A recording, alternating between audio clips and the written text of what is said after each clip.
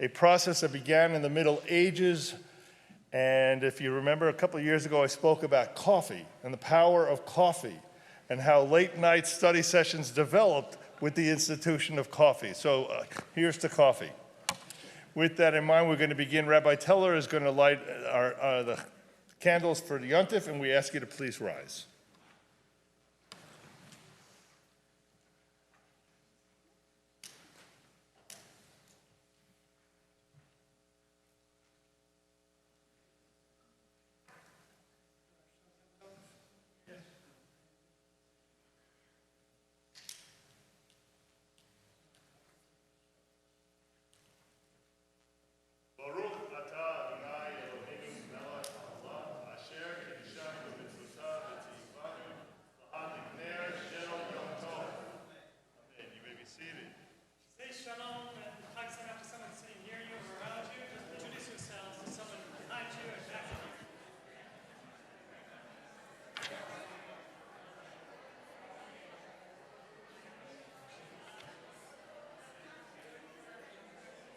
Okay.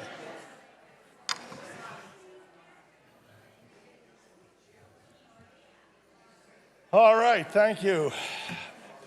So we have for you this evening a number of rabbis. If it's a gaggle of geese, what do you call a group of rabbis? Is that a Google of rabbis? No, is that not it? Okay. We have a series of rabbis who are going to share with us their wisdom, their passion, and an opportunity for us to all learn from them. And so we're going to begin the evening right now. Our first presentation is from Rabbi Deborah Strauss, who's going to be speaking about not D-E-V-I-N-E, divine property, but D-I-V-E-N-E, divine property. Rabbi Strauss.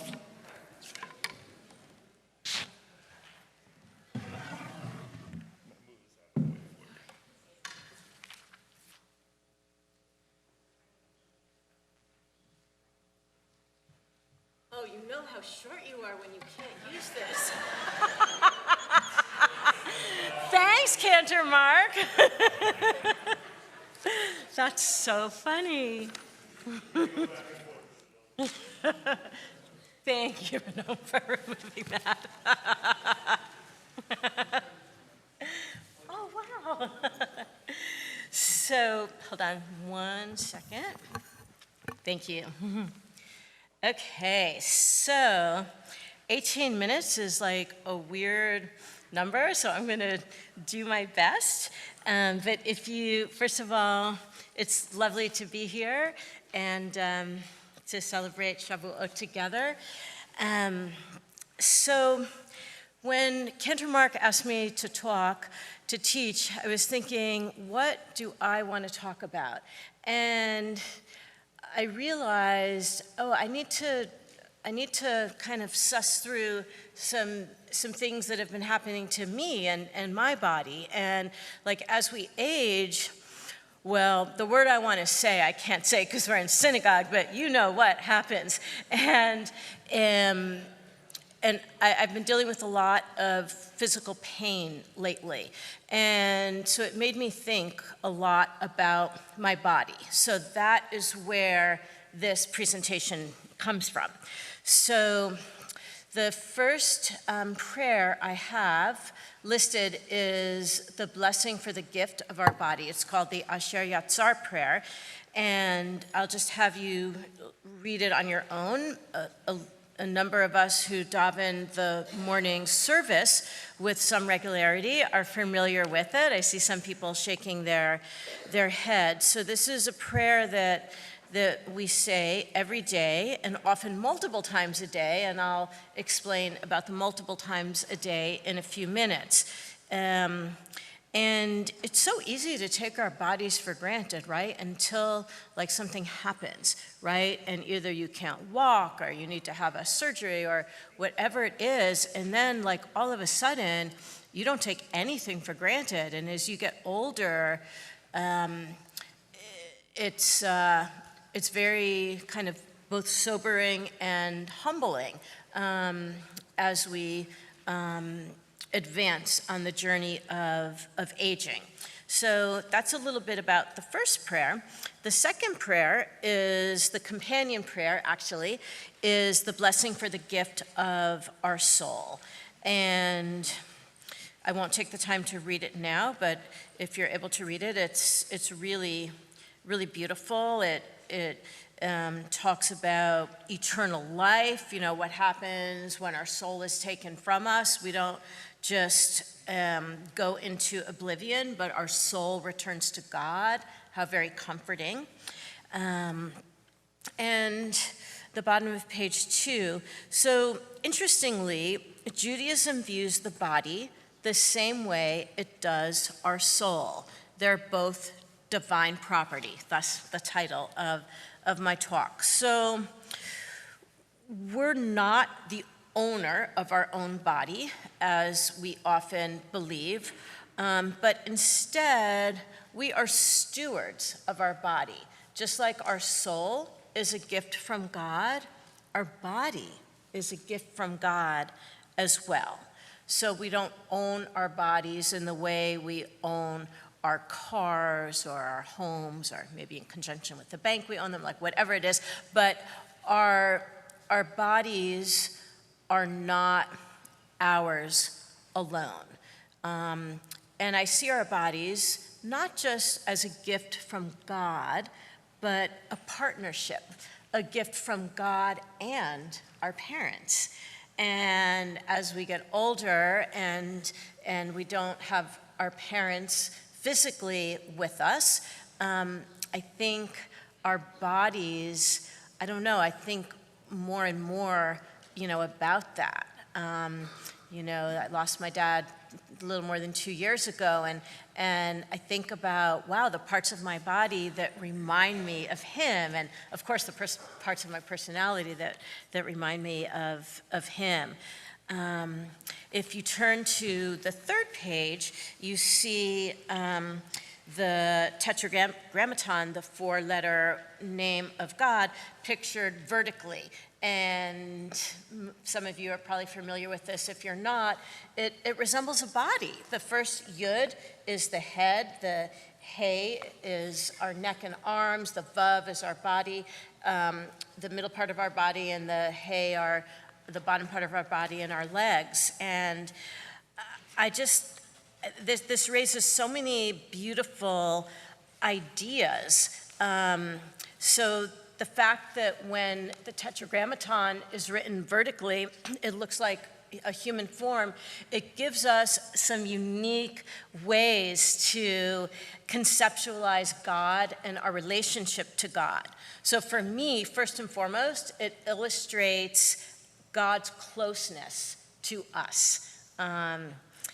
We can see it through the physical manifestation of God's very significant name. Because I think sometimes through our liturgy and other times through our experience, we may not always perceive God as close to us. So to me, this is a reminder that, yeah, God is close to me and I'm close to God. And it also, for me, implies that God is not only a part of my soul, but also a part of my body. And this has a lot of repercussions. Some of you are probably familiar with the phrase shmirat haguf, which means taking care of our body. So taking care of our bodies is both a physical as well as a spiritual action. And we don't always see it as a spiritual action. Our body is a vessel of our soul. And yes, that's one of the reasons we need to maintain it. But our body is a gift from God and our parents. And I think when we engage in shmirat haguf, taking care of our body, like even simple everyday activities, whether it's eating, walking, or washing our hands, they have the potential to become acts of holiness. And on a personal level, when I don't want to do my stretching or my PT exercises because I hurt way too much, and I think if I get on the floor, I'm never going to be able to get up again, I have to remind myself that taking care of my body that's aging is a way of not only taking care of myself, but taking care of God, since my body belongs to both of us. And sometimes, but not all the time, that motivates me to, do my PT exercises and all the things, we need to do as we get older to take extra special care of our bodies. So if we have time, there's 4 more ideas I want to share. The first one is from Maimonides in his Mishnah Torah. He explains that a healthy and whole body is necessary for the ways of God. So what does that mean? It means it's impossible to imply or know anything of godly wisdom when one is sick. Now, this is something we can clearly debate, but not right now, and I actually don't agree with this, because I think sometimes when we hurt, when we have, a wake-up call, if we find ourselves in the hospital, it can be an opportunity to draw closer to God, but, Maimonides lived in medieval times, and so we're coming from very different time periods. But from his idea, he concludes, and I agree with this, that one must distance oneself from things that are damaging to the body and instead do whatever proactively strengthens our body and contributes to our health.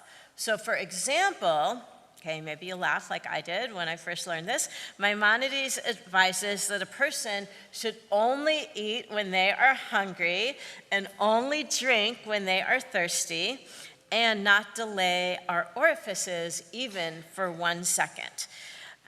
So in Hilchot Deot, he says, excessive intake of food is like poison to the body and the root cause of many illnesses.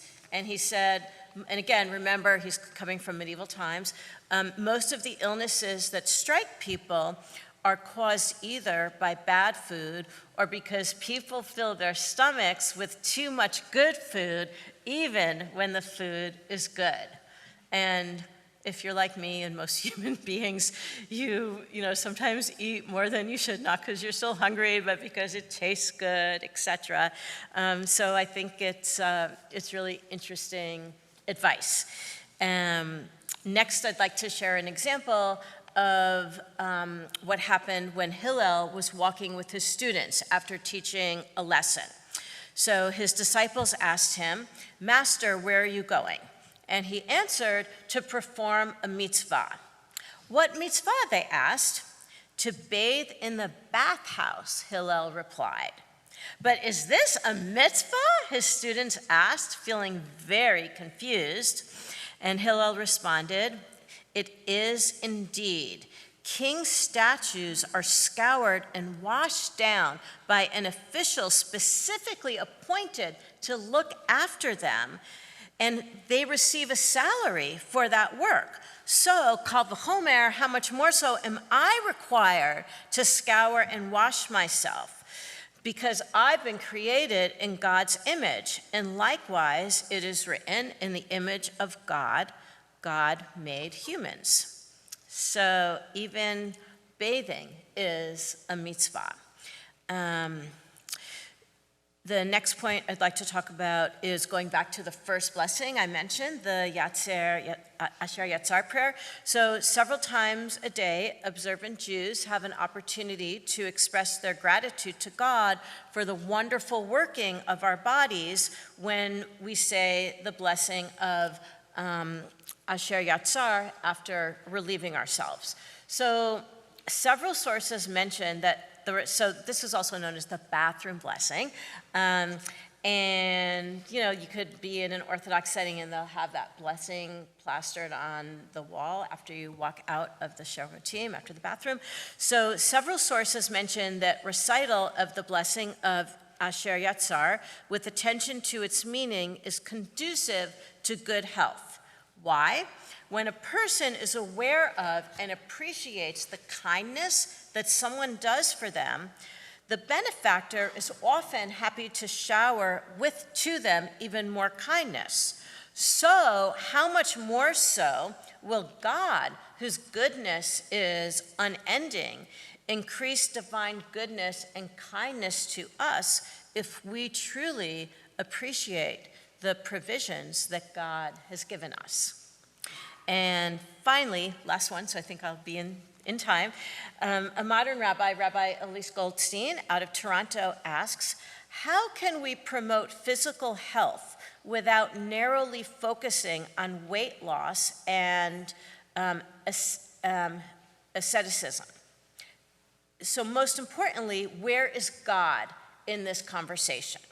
So Rabbi Goldstein observes that Judaism, at its core, is about bringing intentionality to our lives. By bringing purpose into an act that at first glance may seem rather mundane, we transform the ordinary into the holy. So for example, we do this each time we say Hamotzi or Birkat Hamazon or any one of the other 100 blessings that we potentially have the opportunity to say each and every day. So bringing this back to my situation, I was thinking, well, maybe we should also create a prayer before we begin to exercise or go to a doctor's appointment or get physical therapy, pausing to acknowledge the importance of Shmirat Haguf, taking care of our bodies. And this may we say together, Amen. Okay, so next year maybe the blessing for Shmirat Haguf. Who knows? Thank you. Yes, you stayed in the time frame. That was great. So the 18 minutes is not random. You probably can figure out where 18 came from. We developed the idea of 18 prior to the TED Talks, so I still am waiting for the residual checks. So now I want to officially welcome everyone to Congregation Brit Shalom. We're delighted to have you here this evening. And our home rabbi, Rabbi Ranon Teller, will be our next speaker, my partner in Kedusha, and we're delighted to welcome him.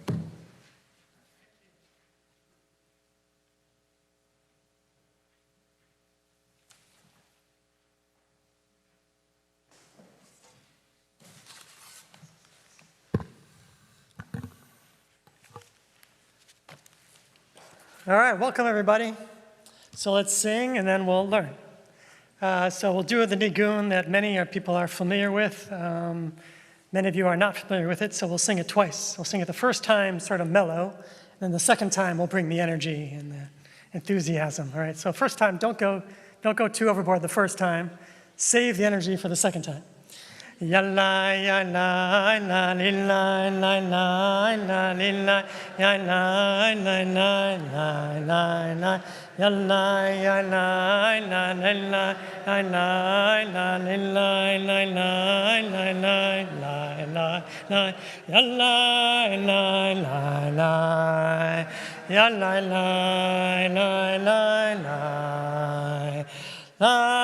la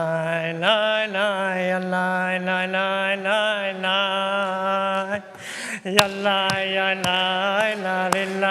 la la la la la la ya la la la la la la ya la la la la la la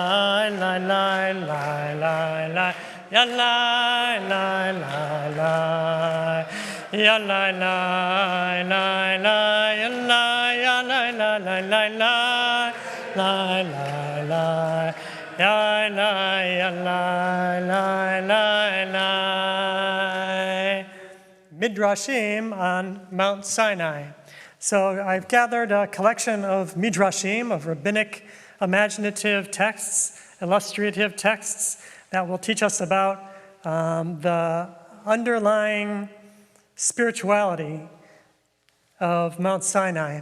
And so I brought 7 texts. We may not get to them all. I told Kenna Levine to stop me 2 minutes before 18 minutes. So put your clock on and give me the signal. This will be the signal. That's the signal. Ready? Ready? Only Kenna Levine. Only Kenna Levine. Yeah. Okay, friends. Here's the first text. The mountain held overhead. A very popular Shavuot revelatory text that gives us some good insight into the moment of Mount Sinai. And they stood at the foot of the mountain. Beitivtzu betachtit hahar. And tachtit is a strange word. It usually says neged hahar or etzel hahar, near the mountain. Tachtit really means underneath the mountain. So that's strange. Rav Dimi bar Hama bar Chassa said, this teaches us that the Holy One, blessed be He, overturned the mountain above them like an inverted barrel and said to them, if you accept the Torah, well and good. And if not, here will be your burial. God threatened them. Rav Acha bar Yaakov said, from here is a great protest against the binding nature of the Torah because it was coerced. How can you command a Torah that was coerced and not openly fulfilled by our free will? Rav Acha bar Yaakov asked the question, and Rava says, even so it was coerced. They re-accepted it in the days of Ahashverosh. As it is written, the Jews fulfilled and accepted. Kimu v'kiblu ha-Yehudim. So let's start from the beginning. The people of Israel are standing at Sinai, b'tachtit hahar, at the very foot of the mountain. Underneath the mountain, if you want to take it literally. And Rav Avdimi says, it literally, God picked up the mountain, held it above their heads like a barrel. Accept this, or this will be, something's wrong here. We just read in a chapter earlier that the Jews, that the people said, Na'aseh v'nishma, we will do and we will hear. Of course we accept the Torah, just give it to us. It was a full-hearted yes of free will. And now Rav Avdimi is telling us, no, not really, there was a threat. There was no real choice. It's a shocking midrash, and as you can see, the rabbis themselves were shocked by it. Rav Acha bar Yaakov looks at the story and says, from here there's a great legal protest against the Torah. In the Talmudic contract law, a contract signed under duress isn't binding. So if the entire covenant at Sinai was coerced, then technically we have grounds to walk away. This is a stunning thing that the rabbis put in writing about their own tradition. And the Gemara doesn't suppress it, it records it and preserves it for a purpose. Because Rava then steps in and says, even so, af al pichen, even if it was at first coerced, the people re-accepted it in the days of Ahashverosh, kimu v'kiblu ha-Yehudim. And here's what I find so powerful. Rava doesn't deny that Rav Acha's protest. He doesn't say, no, Sinai was actually voluntary. He concedes the point. Yes, the original moment had a mountain over our heads. In some real sense, we didn't have to choose when we didn't have a choice about Mount Sinai. But then 1,000 years later in Persia in exile, the Jewish people looked at the Torah they inherited under duress, and then they chose it freely. After everything, kimu v'kiblu. Every meaningful moment in human life has both of these elements. There's a mountain, there's a coercion, there's things we didn't choose. We didn't choose to be born. We didn't choose our parents, our bodies, our language. Those of us raised Jewish didn't choose to be Jewish. The mountain of this tradition was held over our heads before we could speak. But the mountain alone is not the covenant. The barrel over our heads is just the beginning. It might take a long time, but somewhere there's a second moment, a quieter moment. No thunder, no fire, no barrel. Just a Jew looking at his inheritance and asking, is this really for me? Do I accept this? Now I accept this and it is mine.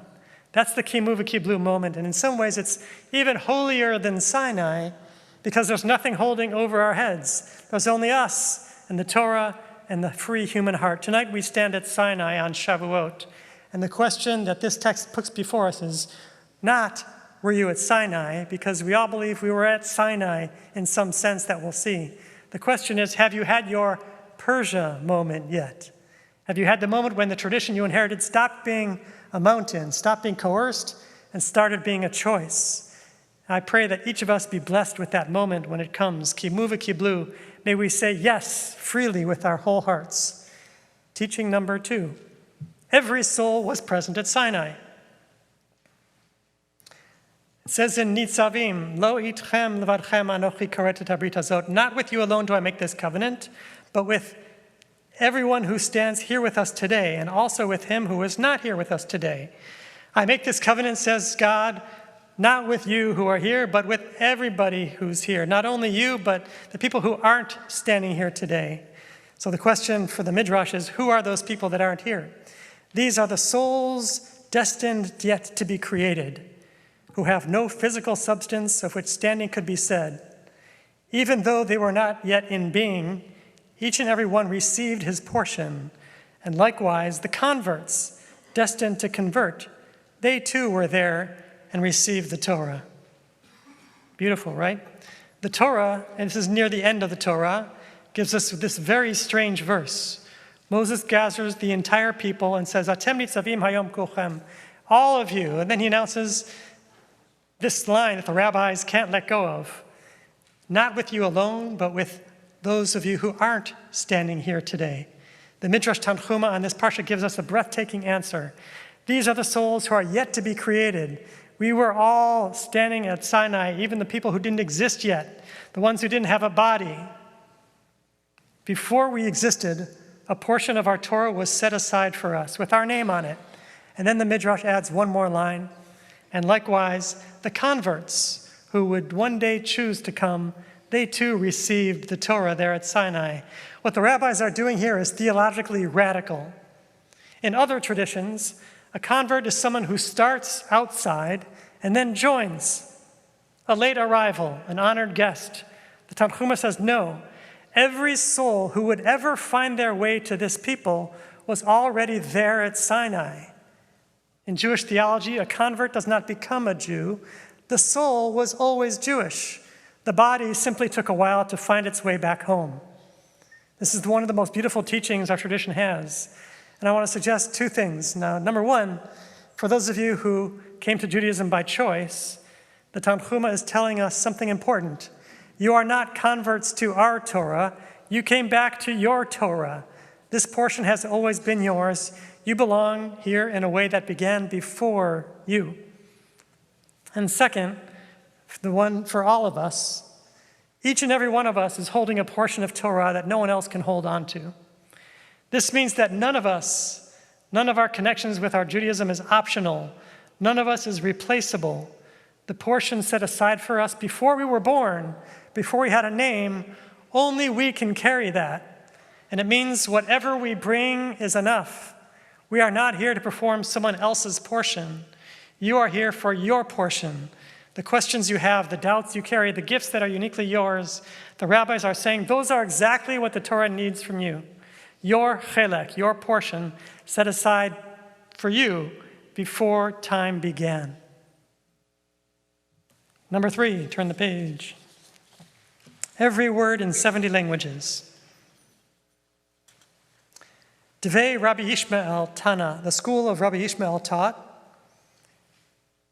It says in Jeremiah, is not my word like fire, declares the Lord, and like a hammer that shatters rock? My word is like a hammer that shatters rock, says Jeremiah. And the Midrash says, just as the hammer breaks into many sparks, so too every utterance that issued from the mouth of the Holy One, blessed be He, divided into 70 languages. Every utterance that issued from the mouth of God, divided into 70 languages. Ukepatish yofetzet sela. The school of Rabbi Ishmael looked at this verse and said, why a hammer? Why does God's voice compared to a hammer? Of all the metaphors, why is this a tool of fragmentation and breakage? Why is that the metaphor they use? And the answer, there was one of the beautiful teachings of the Agadah.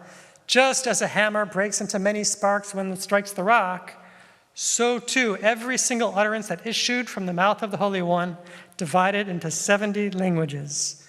Picture the scene that the rabbis are imagining. God speaks at Sinai. The word leaves the divine mouth as a single undivided utterance, but the moment it strikes the rock of human reality, it shatters, not into noise, not into confusion, but into sparks. 70 sparks, 70 lishonot, 70 languages. It's rabbinic shorthand. And there are two ways that the rabbis read it. Let's try to hold both. One reading is 70 is the number of the nations of the world.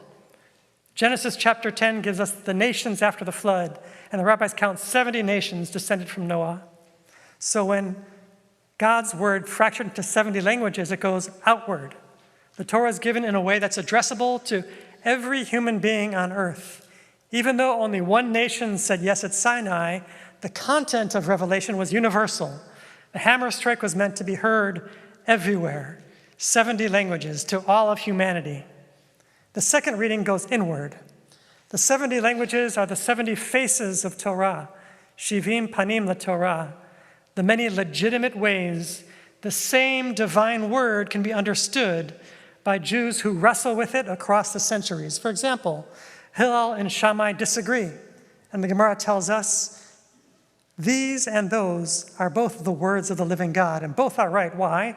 Because the moment Sinai happens, the rabbi tells us, the word from God already divided into 70 sparks.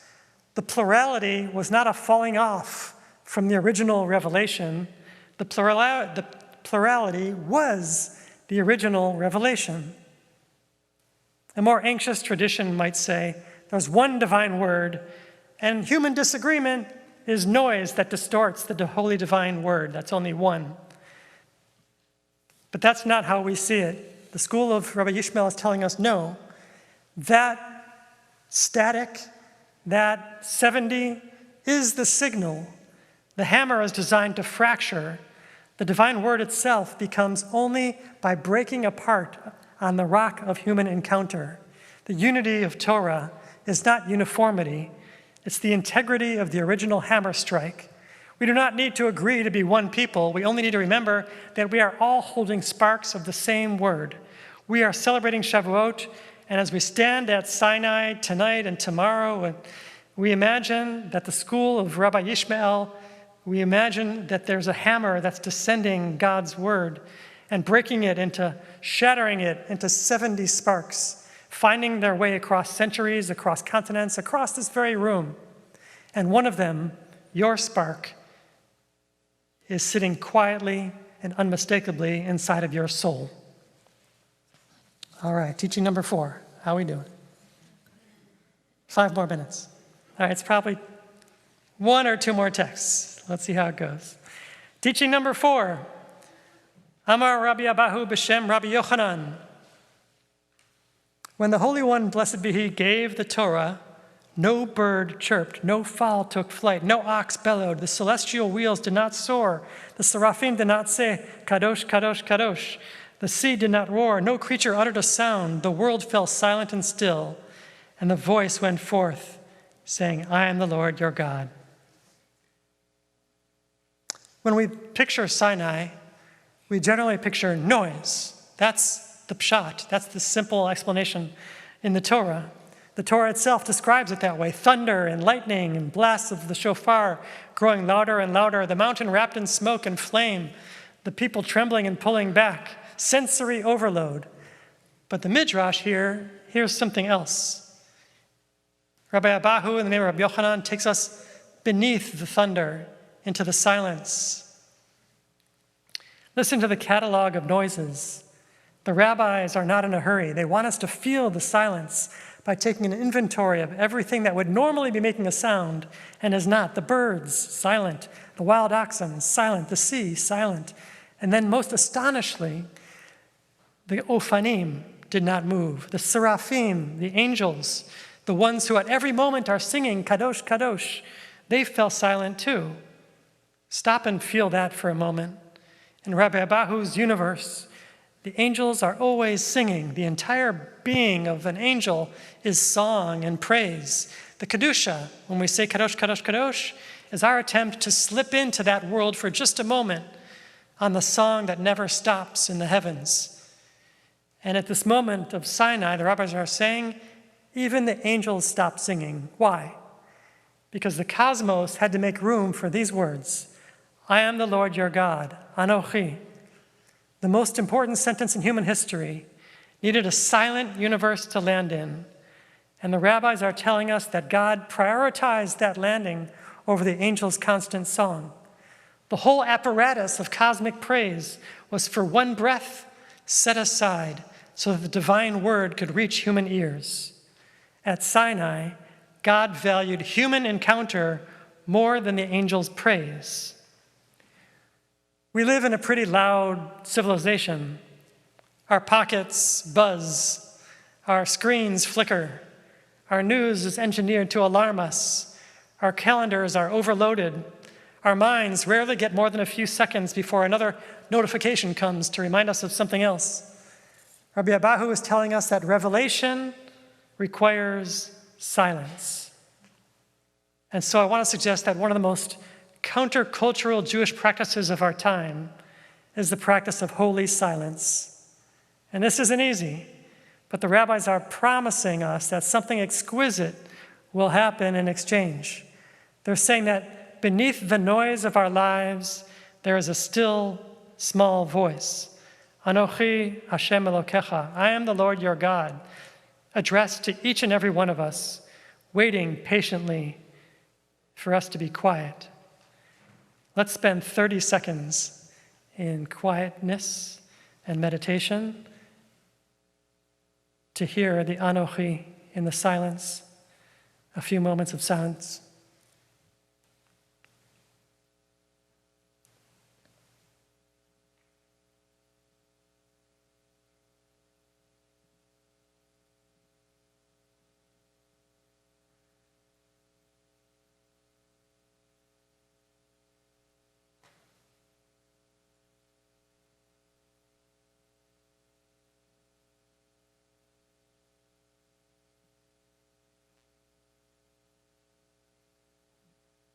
Ya la ya la la li la la la la li la ya la la la la la ya la ya la la li la la la la li la la la la la la la ya la la la la ya la la la la la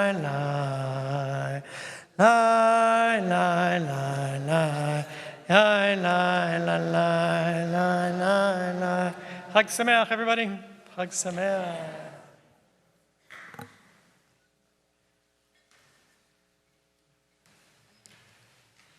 Need to get me a cardigan. From our friends at Beth Yeshurun, we want to welcome Rabbi Brian Strauss.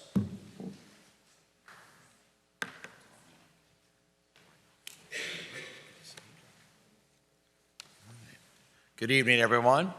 It's great to see so many of y'all here from different synagogues throughout the Houston area. I wish everyone a Chag Sameach, and I hope everyone's doing well.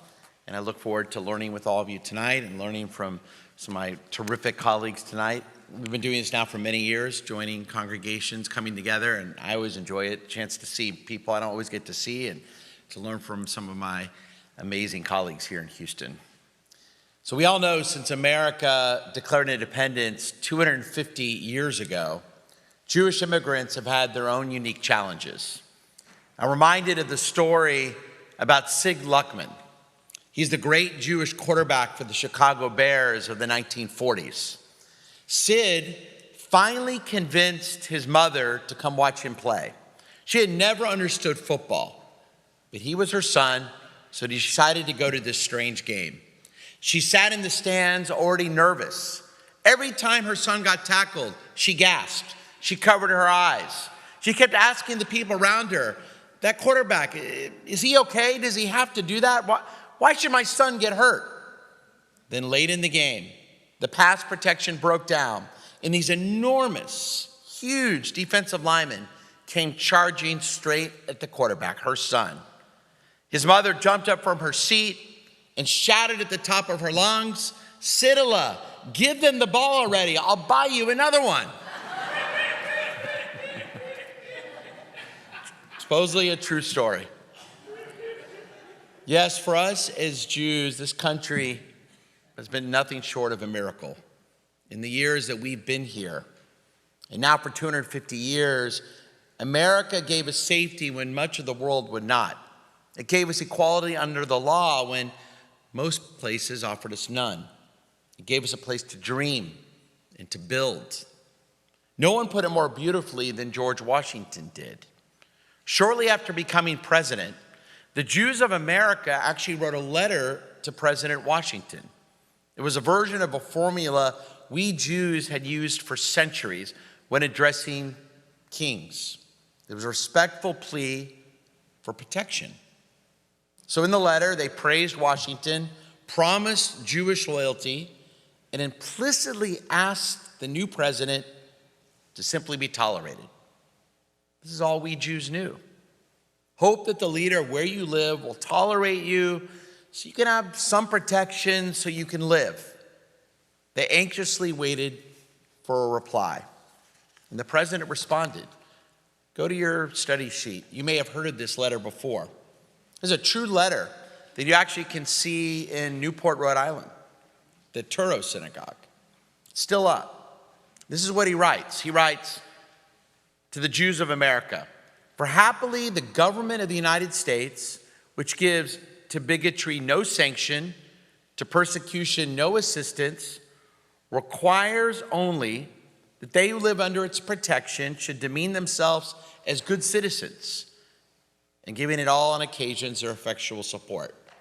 Then Washington wrote something Jews had never seen before. This is what he writes. He writes, may the children of the stock of Abraham who dwell in this land continue to merit and enjoy the goodwill of the other inhabitants, while everyone shall sit in safety under his own vine and fig tree, and there shall be none to make him afraid.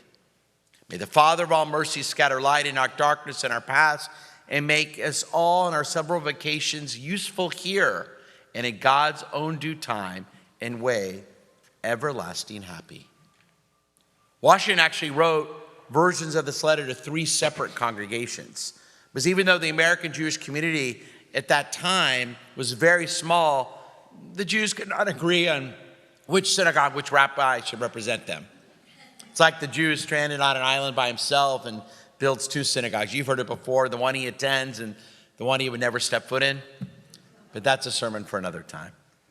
Washington's reply broke decisively with the old pattern, the pattern that we Jews had seen for centuries. Washington refused to describe Jews as a group, to just be tolerated out of the generosity of the majority. America was going to be different. In fact, Washington was almost angry that the Jews didn't understand that America was going to be different than any other place that existed in world history. In this new American republic, founding fathers like Washington believed that Jews were simply part of the people whose rights were inherent, not bestowed. And my friends, you and I have had the blessings of being part of this great country ever since. It's a constitutional system based on the individual protections, the rights that you and I enjoy, the laws that protect people like American Jews. In America, we Jews got to be Americans. It was usually not like that.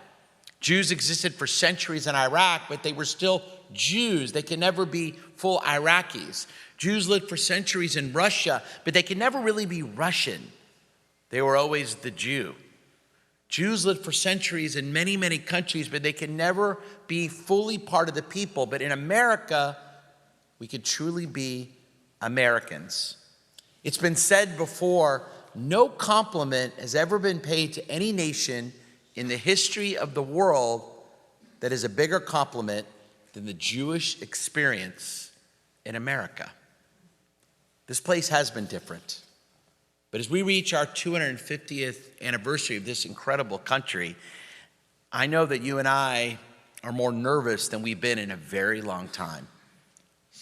Even though we're just 2% of the population, a small minority, we're the victims of more hate crimes than any other minority in this country combined. It doesn't seem to be getting better. It's discussed at our Shabbos tables, in our rabbi sermons. You hear it on your podcast.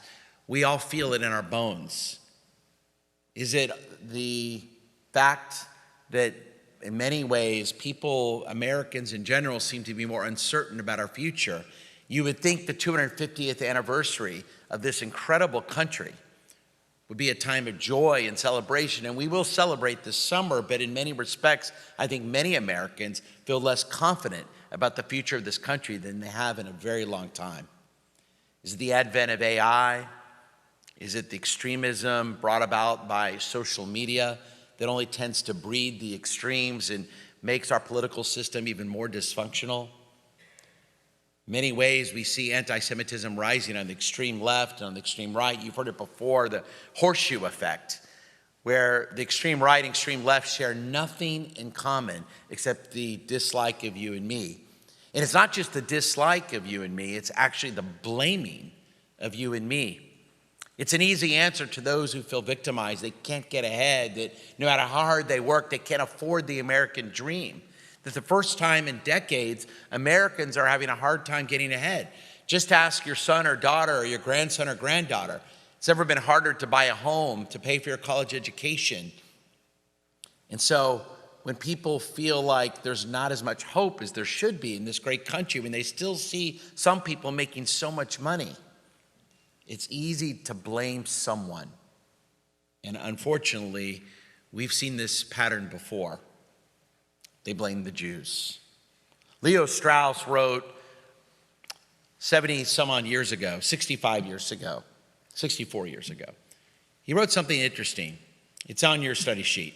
The fact that anti-Semitism is the socialism of fools is an argument not against, but for anti-Semitism, given the fact that there is such an abundance of fools. He said, the Jews did it will always be political gold in a world of angry and foolish people looking for an easy scapegoat.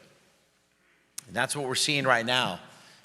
The podcasters of hate are out in full storm right now. And whether it's Hassan Piker or Tucker Carlson or Candace Owens or Megyn Kelly, those podcasters love to blame you and me.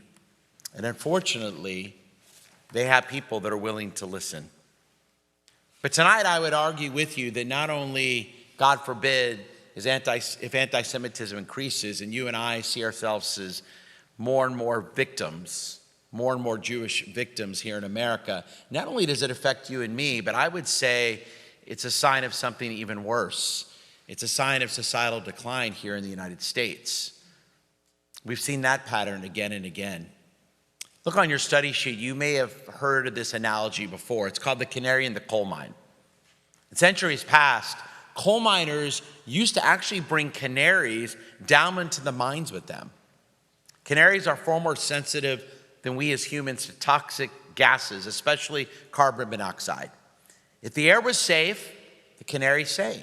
This is true. This is what they did. If dangerous gas had leaked into the mine, the canary would become distressed or die before the miners felt any effects. That was the miners' warning, get out of the mine. The canary was actually the signal that something deadly was lurking. And throughout history, we Jews have often been the canary in the coal mine. We have often been history's finest early warning system of societal decline. We saw it in Germany. I was in Germany this past summer. Some of you have been there.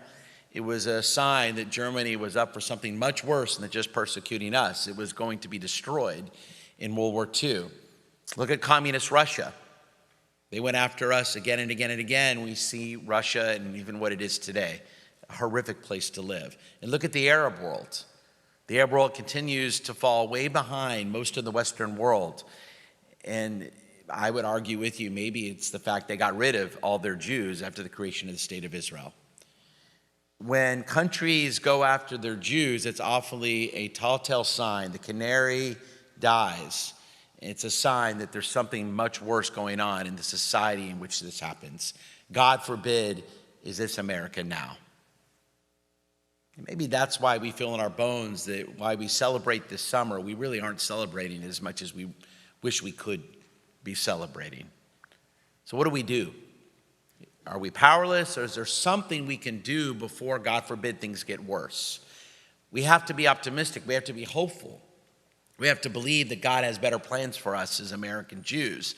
We also know that God doesn't want us just to sit back passively, that what can we do to take an active role, to be true partners with God, to do what we can to to help change the situation. Judaism teaches us, look at your study sheet, not to ignore early warnings or wait until it's unbearable. Rather, as we read in Megillat Esther, who knows whether, as Mordecai says to his niece Esther, who knows whether you've not come to the kingdom for such a time as this? And Pirkei Avot reminds us, in a place where there are no leaders, strive to be one. I'd argue tonight that each of us can play a role, and let me offer 3 ways that perhaps all of us can make a difference. Now, the first one should be very simple. Let me start out with the very simple, easy thing to do. Vote. That's right, vote. Now, you may or may not be surprised how many people in America don't even do that. Now, I want an honest appraisal. I am a rabbi. We got other rabbis here. It is a holiday. How many of you voted in the primaries this past March? That's pretty good. All right. How many of you already voted this past week or planning on voting Tuesday in the runoff? All right. No liars here, right? That's pretty good.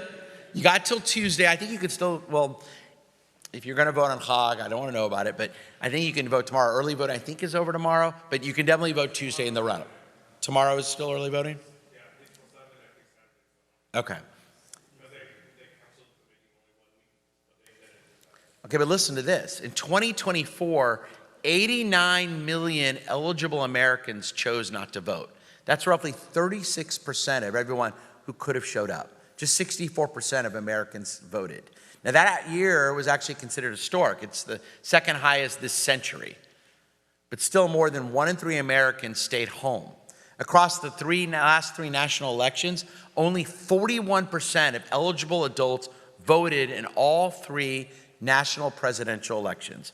1 in 4 did not vote in any of them. And young people, we just assume young people go out and vote more. It's actually older people vote more. Listen to this. Listen, half of Americans between the ages of 18 and 24 cast a ballot, making them the least likely of any age group to vote. The number 1 reason given across all non-voters, not interested. And here in Texas, we're among the worst in the nation.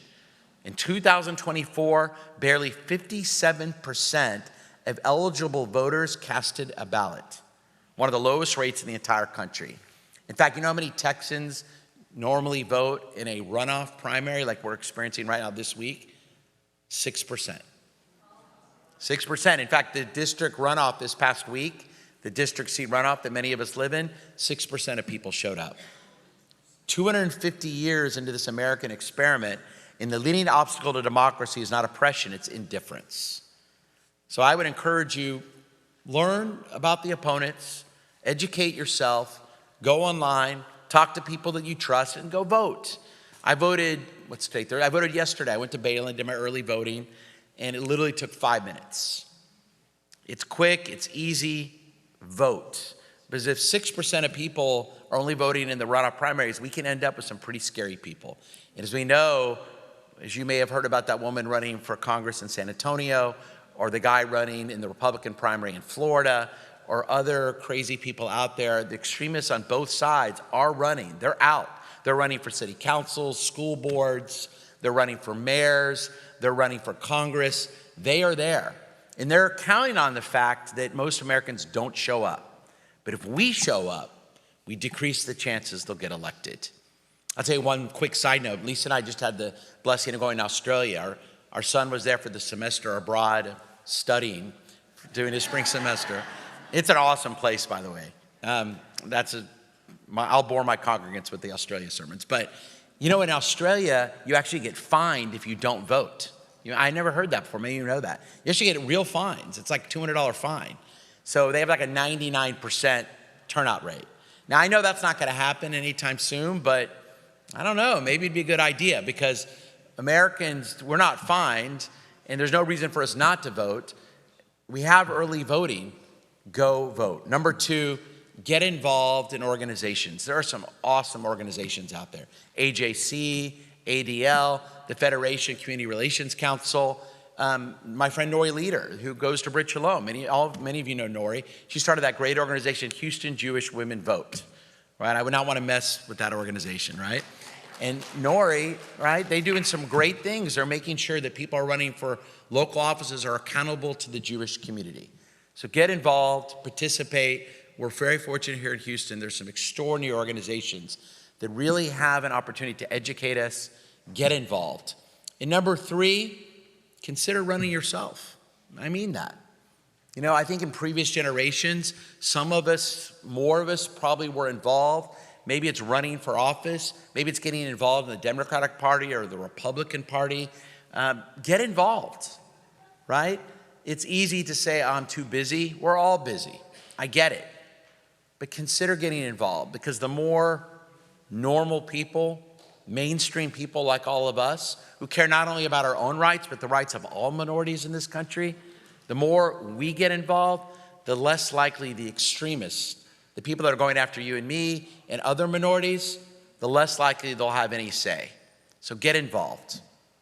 Because I won't give up. I know you won't give up. We have too much at stake for us and for this great country we love. And let me end with this. Bill Clinton said back in 1993, in his first inaugural address, there is nothing wrong with America that cannot be cured by what is right with America.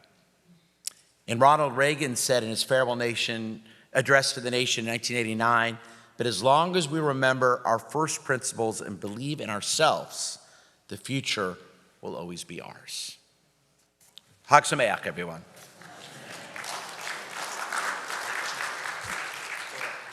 Thank you.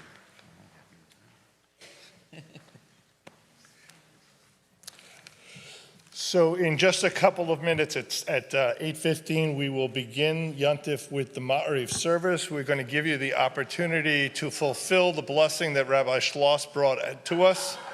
Asher Yatzar. This is a bathroom break. We'll begin. We'll continue with with our davening at 8:15.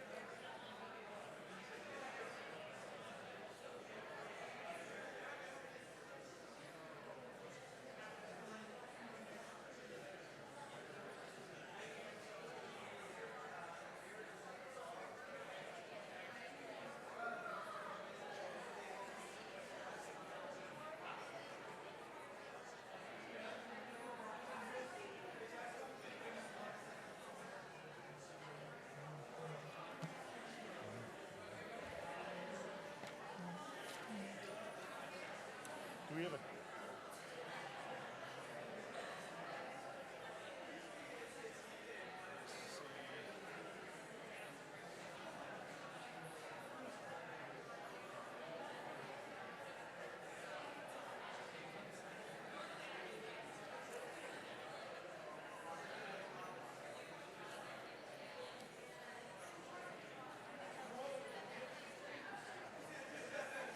I guess a week.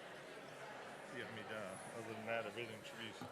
And this Kiddush is on 79. 79. Okay.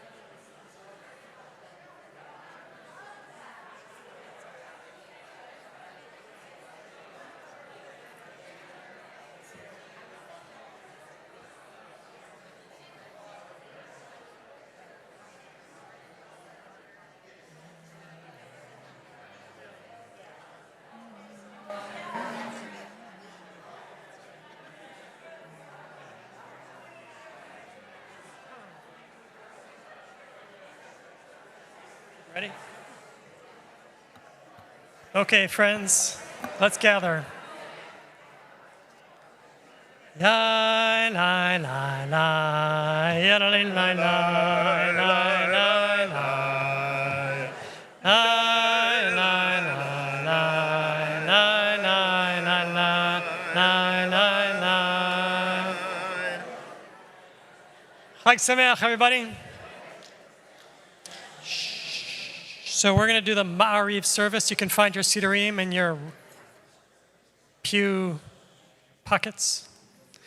We rise for the Baruch Hu, page 39, we rise.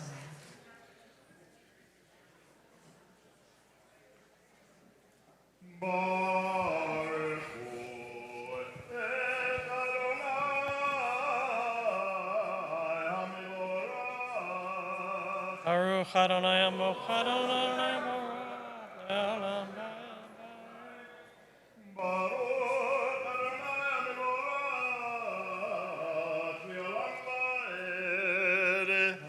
be seated. Baruch atah Adonai Eloheinu melech haolam asher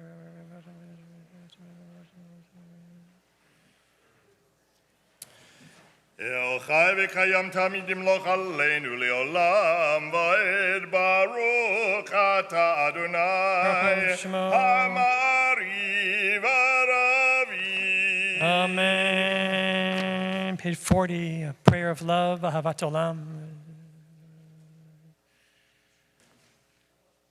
V'avatecha tasir mimenu leolamim baruch atah Adonai oev amo Yisrael. Amen. Shema Yisrael Adonai Eloheinu Adonai Echad.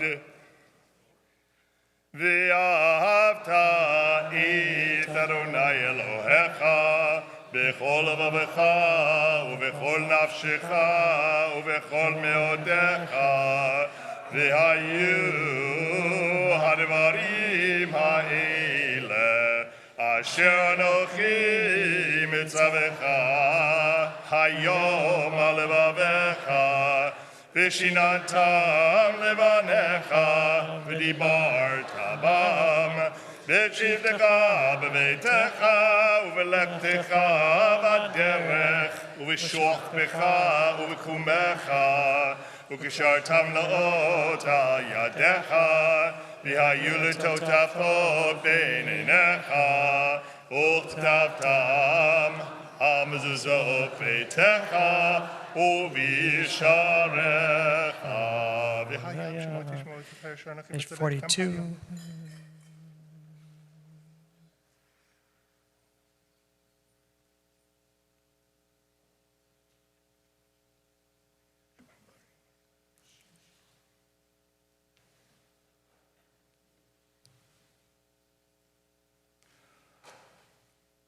Adonai Elohechem emet. Amen. Page 43.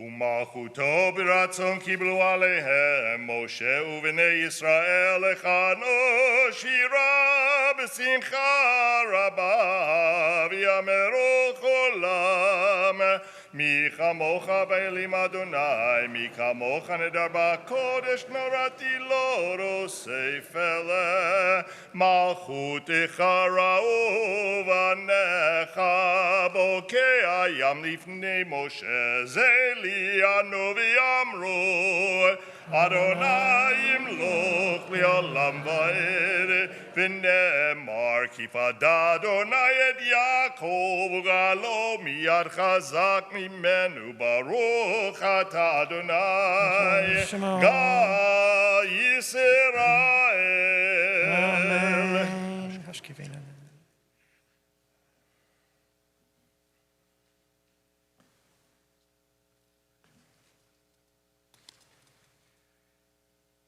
ופרוס עלינו סוכת שלומך ברוך אתה אדוני הפורס סוכת שלום עלינו ועל כל עמו ישראל ועל ירושלים. Amen. We rise, page 46. וידבר משה את מועדי אדוני אל בני ישראל יתגדע ויתגדע שמי רבה ויאמר דברה חירותי וימליך מלכותי בחייכון וביומכון וכידך בית ישראל בגלה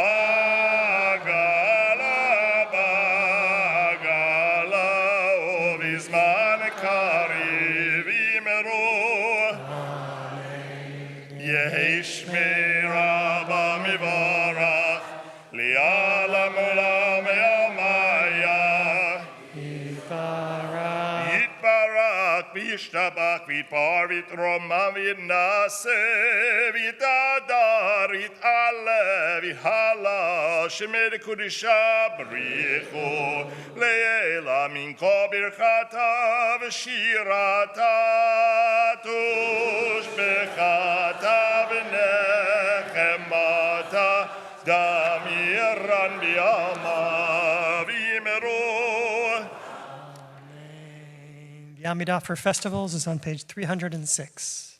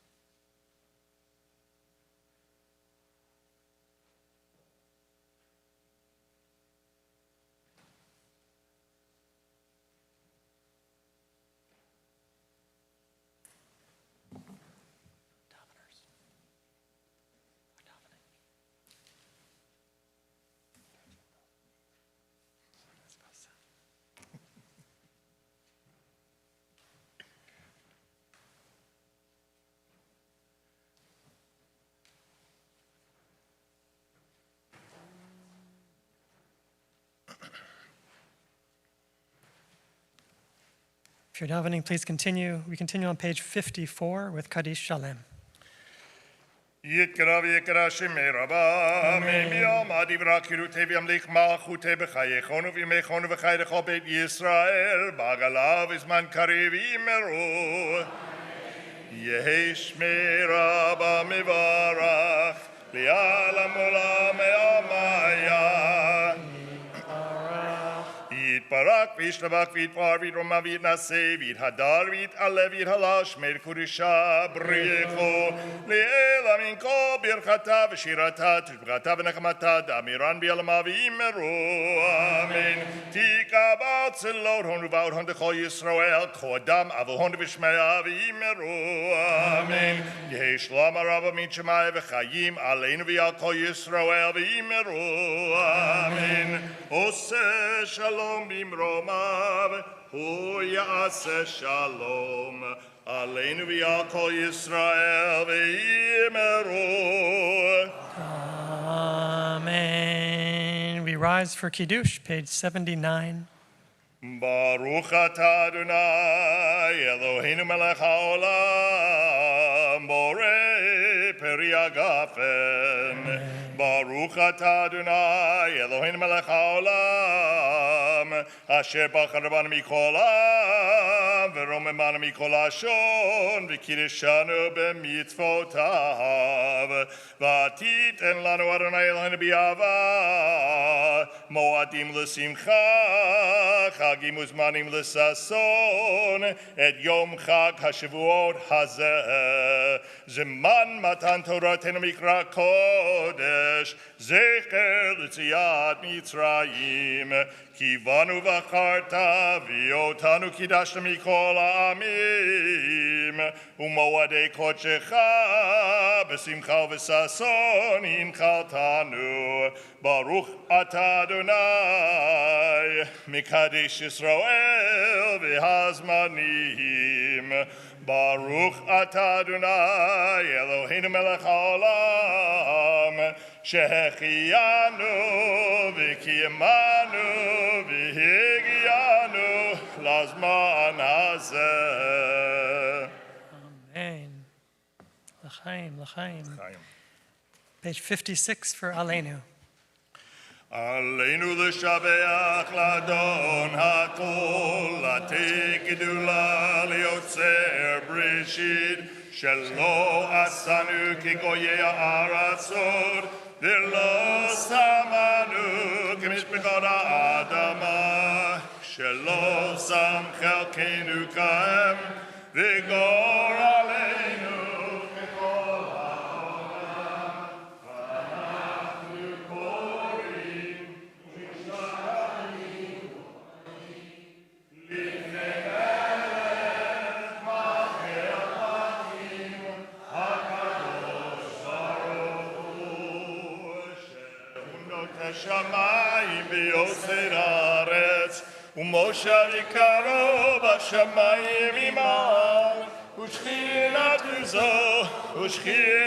זו בגובה מרומים הוא אלוהינו אין עוד אמת מלכנו וזולתו כך כתוב בתורתו וידעת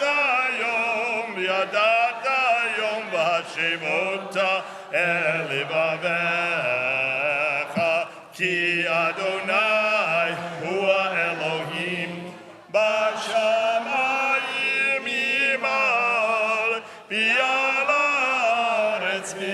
הארץ מתחת אין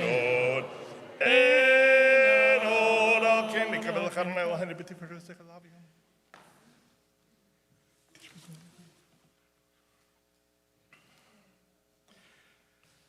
ככתוב בתורתך אדוני ילוך לעולם ועד ונאמר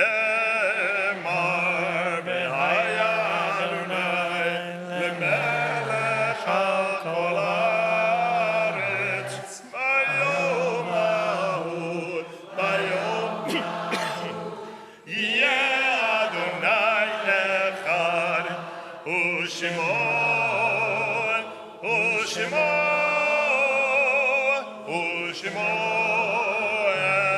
אחד ושמו אחד.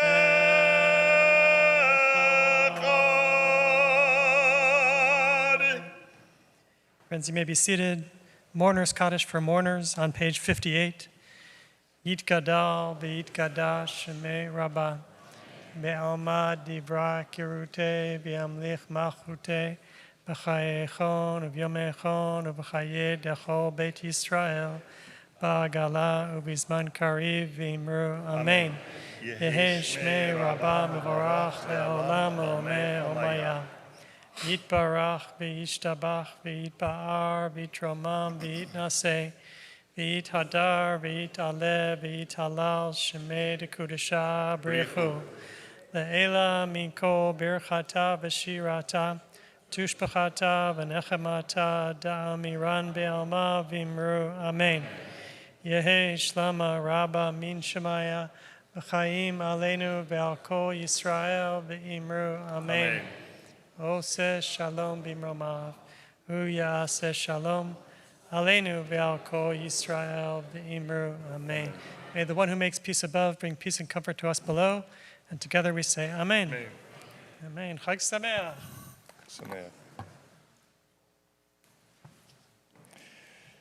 We return to our sessions of study. From the west side of town, or Ami, we welcome Rabbi Gideon Estes. And apparently it's the anniversary of your 29th birthday. Yom Huledet Sameach, Yom Huledet Sameach, Yom Huledet Sameach, Yom Huledet Sameach.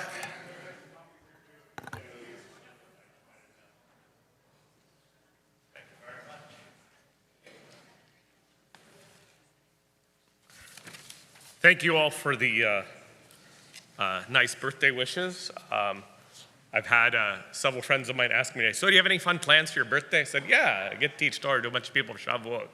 So as a rabbi, that truly is a joy. So it's really great. So thank you all for helping me celebrate my birthday.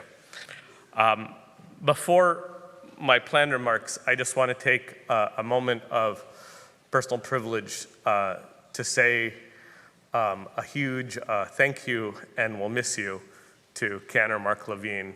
The reason why we have a community Tikkun Leil, he's too humble to tell you, is truly because of Cantor Levine. I've always wanted one, and I'm sure that I speak for most of my clerical colleagues, is that we all like the idea. It's a really great idea, and Rabbi Strauss kind of talked about how wonderful it is, but really the force between it was the force behind it was Cantor Levine, and I think it is very fitting that we get to be here in your sanctuary that you share with Rabbi Teller before you abandon us for those cooler climes of Arizona. Well, at least it's drier. But truly thank you, and it's a really great work of us coming together for Torah, so thank you. So my topic today is Torat Chesed, which that line, by the way, comes from the book of Mishlei, from the book of Proverbs, from Eshet Chayil, the traditional song of an amazing spouse that many sing to their spouse on Shabbat, of talking about how this woman of valor has a Torah of loving kindness. And I'll get into some of the rabbinic sources that I have that kind of talk about it, but I just love that expression. I was like, oh, Torah gets revealed, I gotta use that line. So that's where the topic comes from today. I also want to point out, I noticed while I was looking at this of the typo, I typed very quickly, and it is not 2021, this is not a rehash of something I taught before. That is purely just a typo of me hitting a 1 instead of a 6. So ignore the date and go by the fact that it's Shavuot 5786.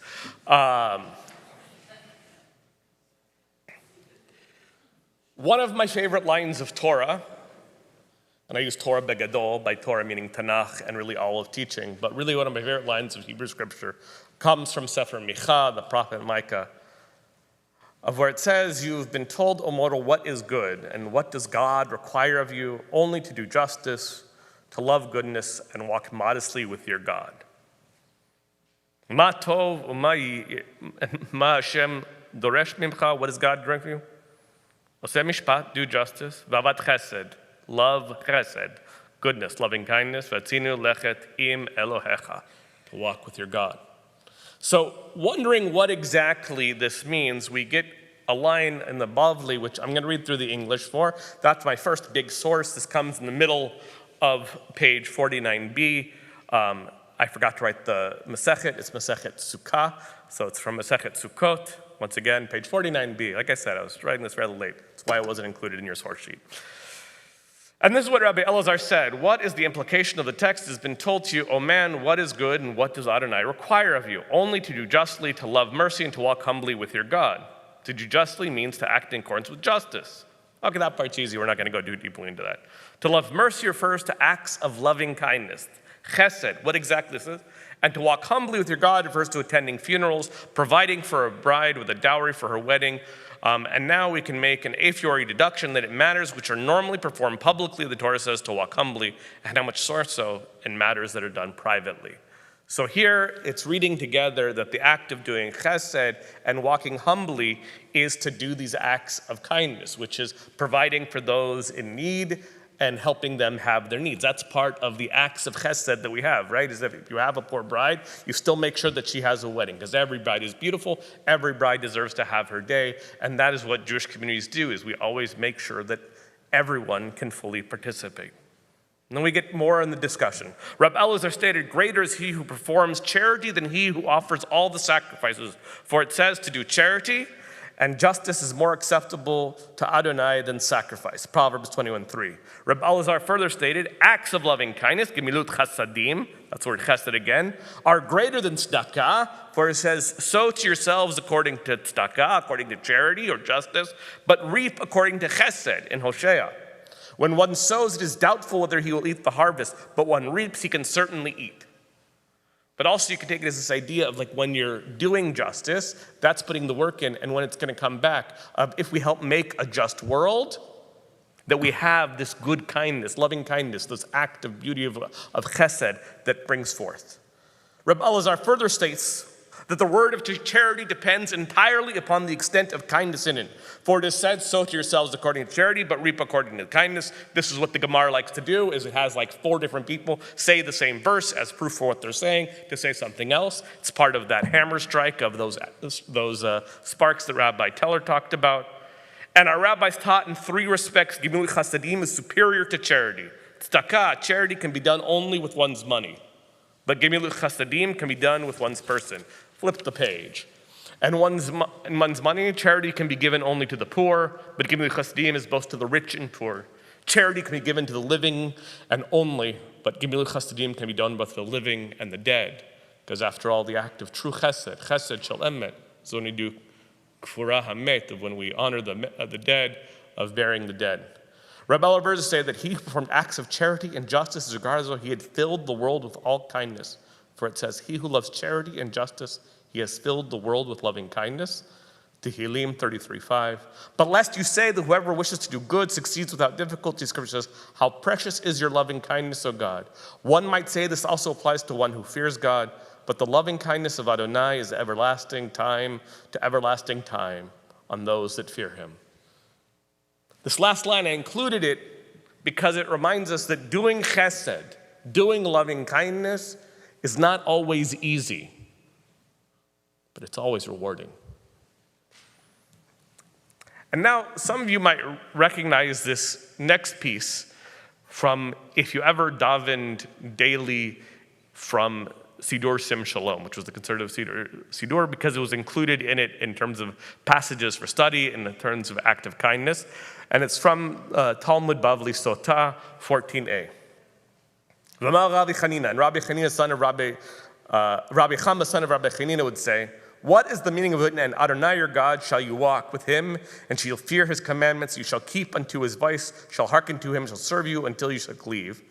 But it is possibly for a person to follow the divine presence. But it has already been stated, for Adonai your God is a devouring fire, a jealous God. And what kind of approach fire? He explains, rather, it's that one should follow the attributes of the Holy One. Blessed be God.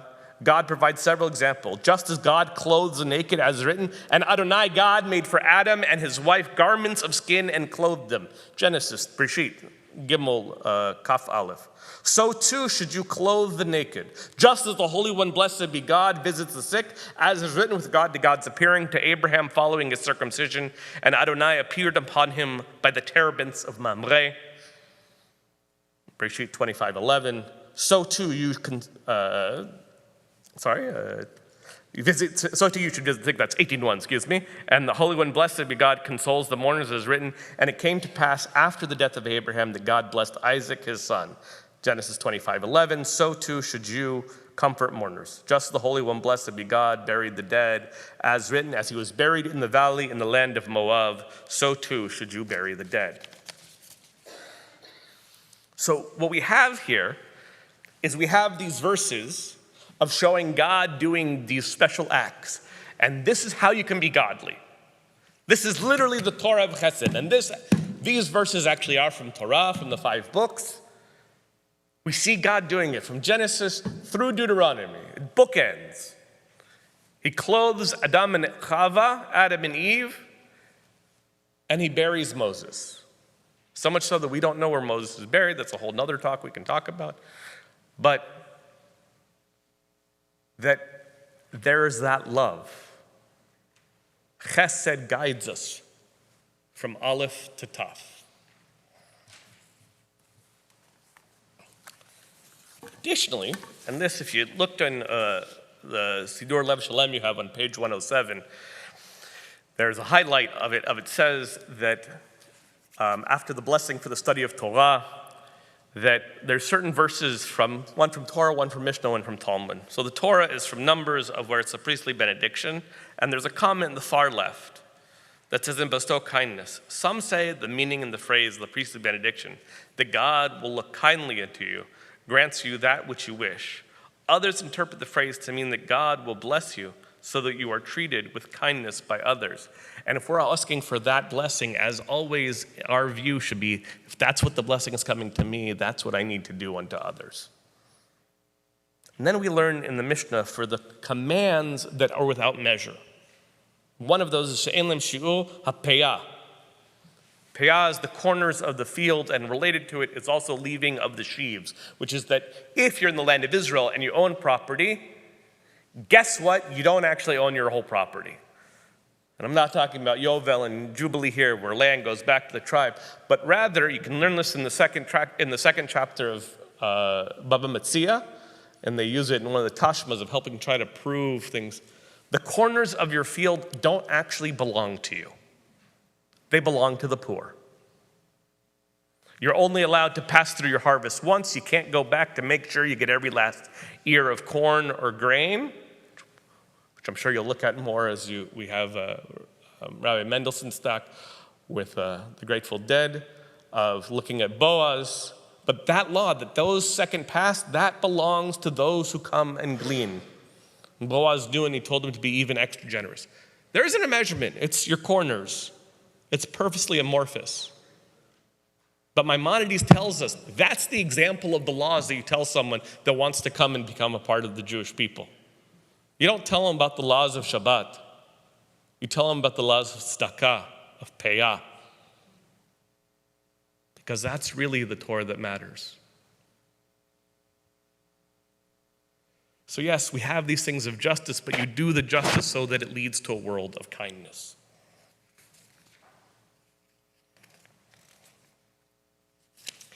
In the old, in Sim Shalom, there were things of passages that you could study on books of kindness. And one comes from Sifrei of Ekev, to walk in all God's ways. These are the ways of the Holy One, gracious, compassionate, patient, abounding in kindness and faithfulness, showing love for 1,000 generations, forgiving iniquity, transgression, and sin, and granting pardon. This means that just as God is gracious, compassionate, you too must be gracious and compassionate. Adonai is faithful in all God's ways and loving in all God's deeds. And the Holy One is faithful, so you too must be faithful. As the Holy One is loving, you too must be loving. Love sometimes can mean obligation, but love also means chesed. Chesed is loving kindness. It's that act which goes no bounds. Being kind is truly transcendent. but it's also incredibly imminent. And just as God is both here and now and beyond, so too can we access it with kindness. So my hope for all of us as we rehear Revelation on this holiday, that we are reminded that part of that Torah is a Torat Chesed, a Torah of loving kindness, to inspire us to do kindness to ourselves and to others, and to be infused with that love, which will make the divine presence known and manifest in our lives and beyond. Chag Sameach.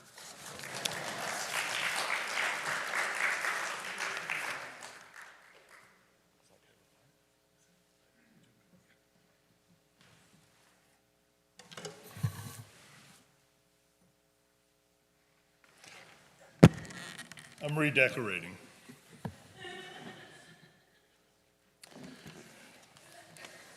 I do.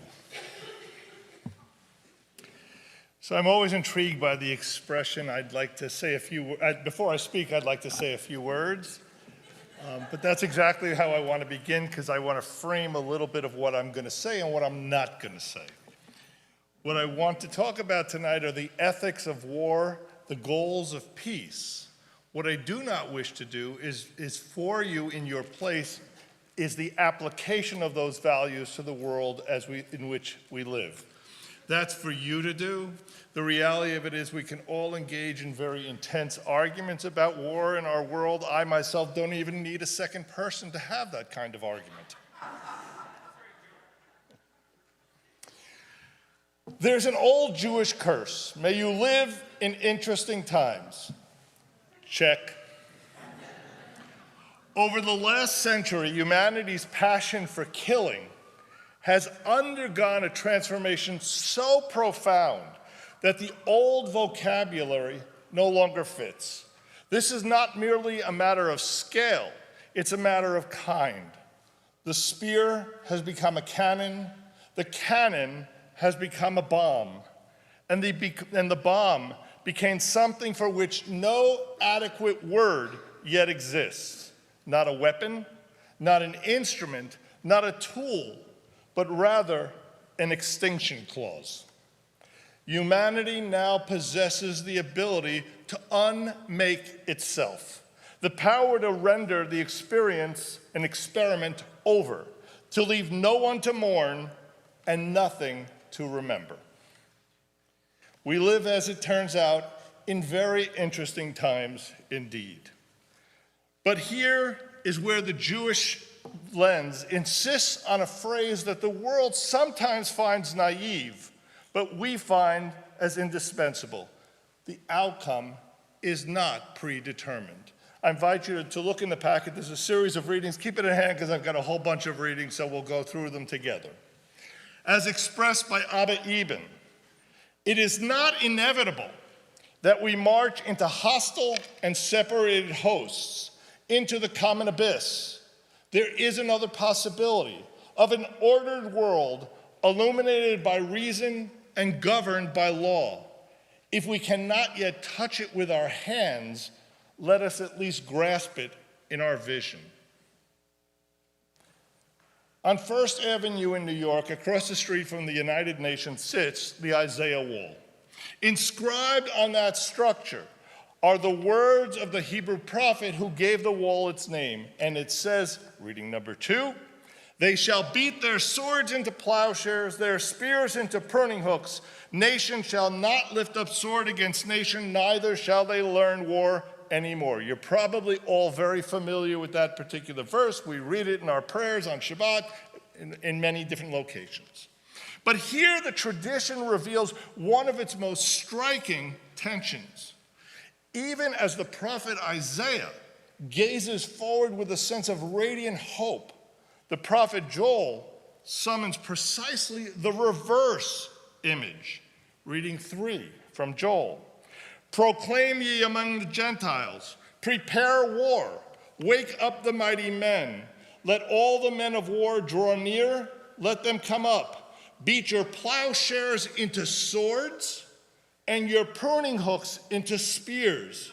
Let the weak say, I am strong." Joel is deliberately reversing Isaiah's words to stress that Isaiah's vision is contingent on his own, that the wicked must be fought in order for war to cease. And Ecclesiastes agrees. Again, famous text many of you will recognize reading 4. A season is set for everything, a time for every experience under heaven, a time for being born and a time for dying, a time for slaying and a time for healing, a time for loving and a time for hating, a time for war and a time for peace.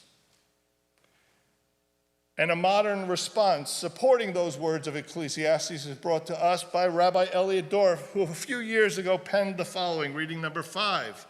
Although the rabbis who shaped the Jewish tradition had trouble with some parts of the biblical book of Ecclesiastes, these famous words from that book aptly articulate the fact that Judaism is not pacifistic.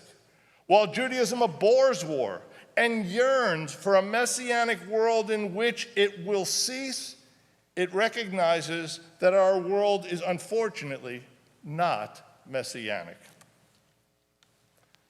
So let's turn to our traditional text. Let's start there.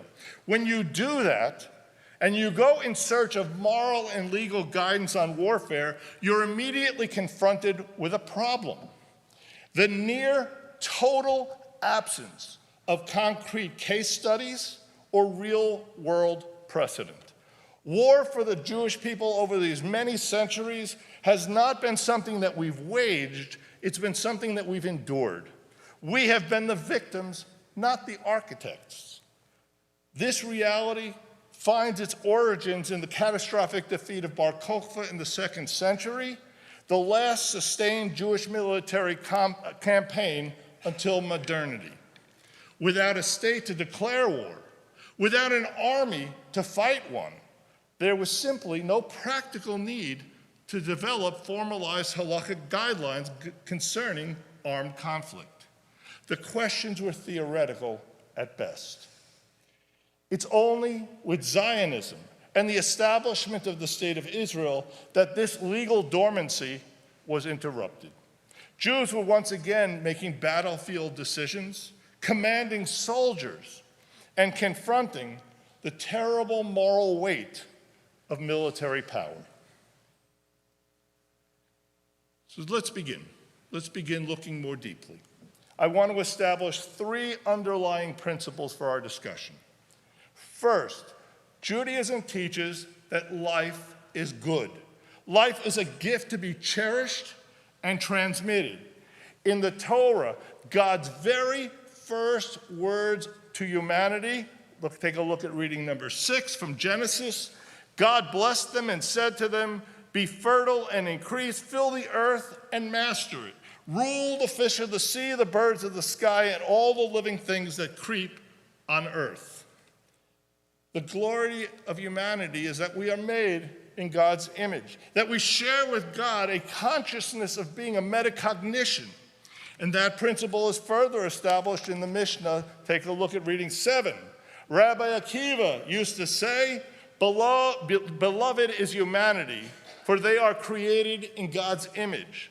But even greater was the love shown them in that it was made known to them that they were created in God's image." Within every person, without exception, there burns a spark of the divine, the living signature of the Creator written into our very DNA. Principle number 1, life is good. The second underlying principle is that murder is the most reprehensible of all crimes. This again is made evident in Genesis, reading number 8 from Genesis chapter 9. "For your own lifeblood I will require a reckoning. I will require it of every beast, of man too. I will require a reckoning of human life, of every man for that of his fellow man. Whoever sheds the blood of man, by man shall his blood be shed.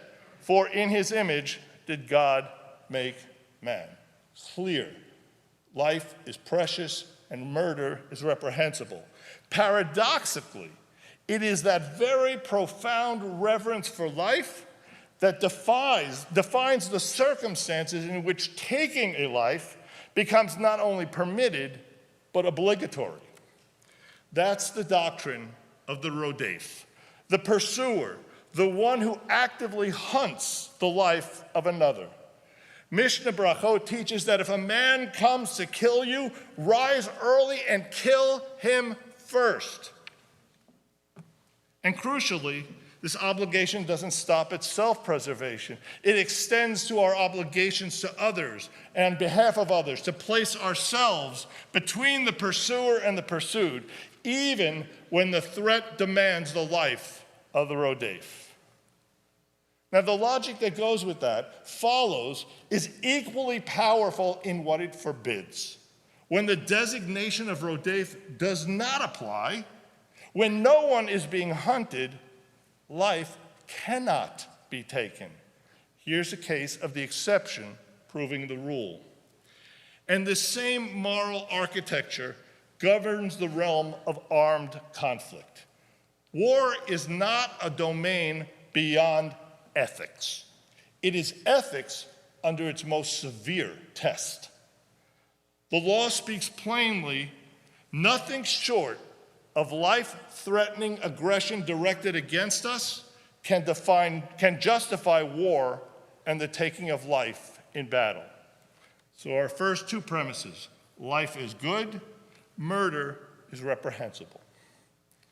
The third premise, under which we as Jews are called to operate, is that peace is not merely preferable, it is paramount. The Hebrew word shalom shares its root with the word shlemut, wholeness, completeness, an unbroken integrity of being. To speak of shalom is to invoke an entire vision of existence, a world in which nothing is fractured, nothing is wanting, and nothing of what could be is left unrealized. Such is the world for which we are charged to aspire. So our three principles, life is good, murder is reprehensible, and peace is paramount. With those, let's look at the ethics of war. The sages distinguished between two categories of biblical warfare: milchemet chovah, an obligatory war, and milchemet reshut, a discretionary war. Let's look at the first. The rabbinic prohibition against aggressive war, milchemet chovah, or war waged for conquest of land, the rabbinic prohibition is unambiguous. Even the conflicts of Joshua, undertaken at God's very explicit command, pose profound moral challenges. Remarkably, the very rabbis of the Talmud who recognized the divine hand in the conquest in the land in those campaigns, nonetheless took deliberate care to declare that such wars should never be repeated. Milchemet Reshut, the optional war, really encompasses two categories: defensive wars and preemptive strikes. Defensive wars, by their very nature, are understood as an imperative for national survival. They are rarely questioned, and the War of Independence of 1948 stands as a sobering early testament to that reality. It's when we turn to the question of preemption, Incontestable proof that the sons of Jacob were walking the soil of Ohio many centuries before the birth of Columbus. Here are Hebrew letters, he wrote, and words and sentences and law brought out from the depths of the mound. These letters are not Syriac or Arabic or Egyptian or Chinese. They are Hebrew, and the Hebrews must have placed them for us to find them. According to Joslet, the press, from the Ohio Farmer and the New York Evangelist to the Ladies' Repository and the Occident and American Jewish Advocate, filled column after column of newsprint with information about the physical dimensions and cultural import of Weirich's finds. Even the Orthodox rabbi of New York's Shereth Israel congregation, Reverend Arnold Fischel, weighed in on the stones, writing at some length in the New York Jewish Messenger about them and declaring definitively that the stones' creators could be none other than ancient Israelites. Which is not to say that the stones did not have their detractors. There were others in the press who were quick to call the stones bunk. One newspaper labeled them amongst the most remarkable forgeries in the history of archaeology. The New York Times humorously played with the then popular science of taxonomy by labeling the holy stones as genus bug, species hum. Even Isaac Mayer Weiss, founder of Reform Judaism and Ohio's leading rabbinic authority, was called upon to weigh in on the stones, and after a careful examination of the Hebrew characters, determined that they were forgeries. The modern reader comes even more quickly to this conclusion. For one thing, the text of the Ten Commandments is strange. Written without spaces or punctuations, it is unlike any other Hebrew artifacts, ancient or modern.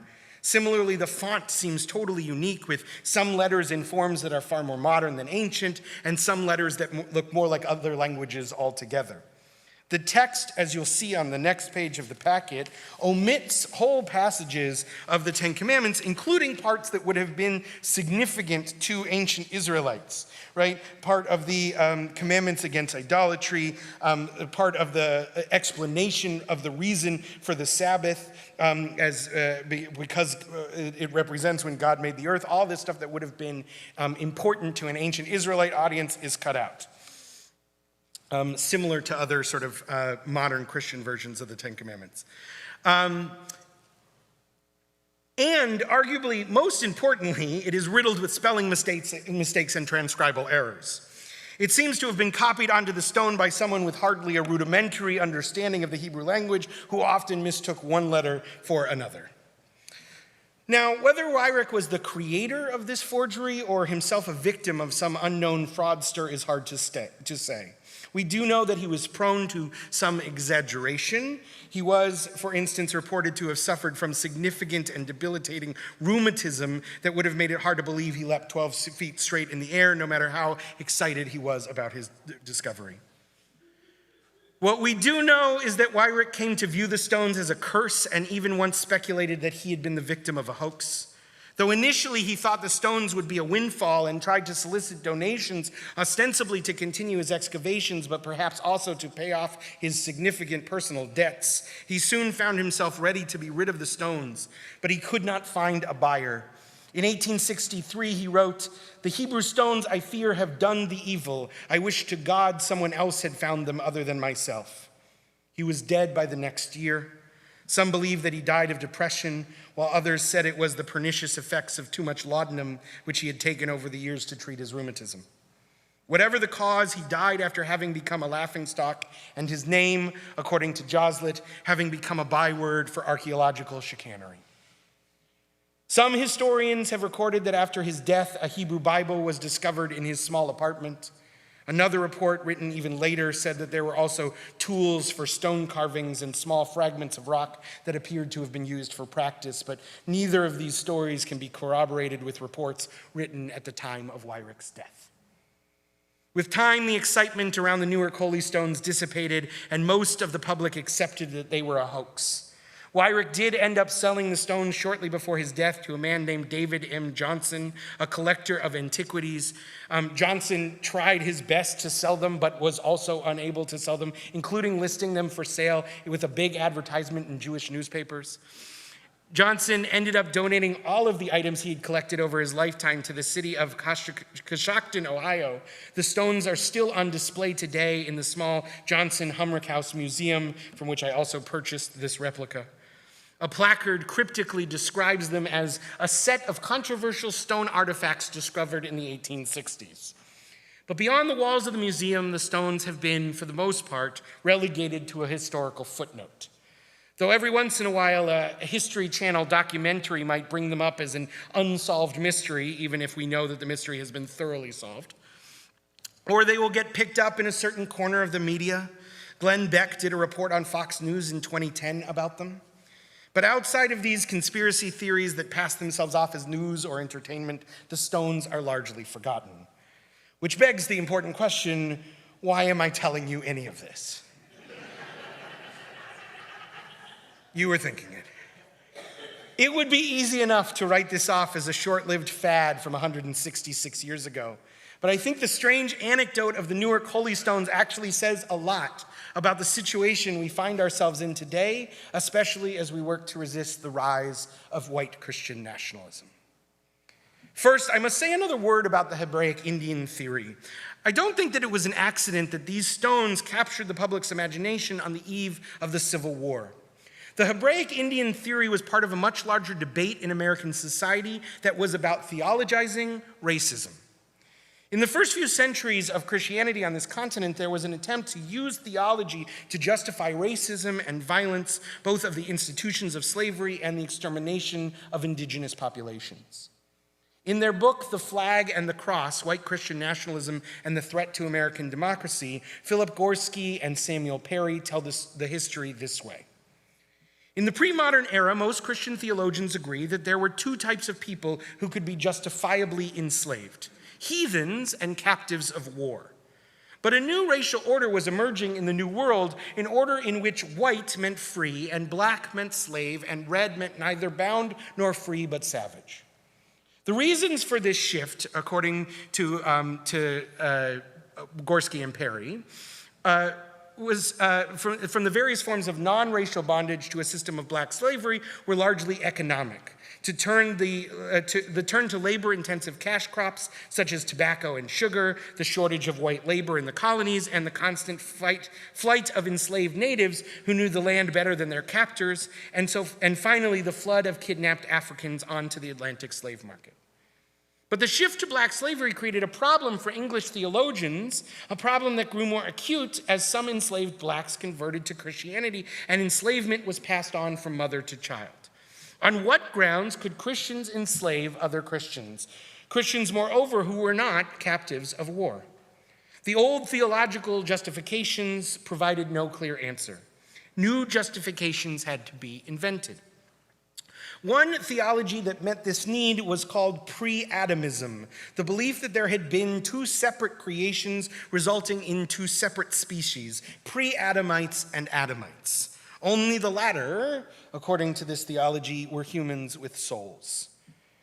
The Hebraic Indian theory grew up as a response to pre-Adamism. If Native Americans could be proven to be related to ancient Jews, then it would follow that they were not a separate and inferior race, but a long-lost cousin. All of this would reinforce the idea that all humanity shared a single origin. Is it any surprise then that as Abraham Lincoln was campaigning for the White House and the country was fracturing apart, that there were people desperately searching for evidence that might hold a nation together? It was an attempt to combine Christian theology and a false history in order to reshape the present. And this is what Christian nationalism does even today. It rewrites history to serve theological and practical needs.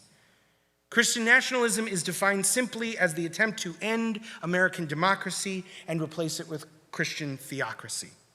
It is separate from Christianity because it is not a religion. It is a political movement built around the seizing of power for some and the denying of power to others.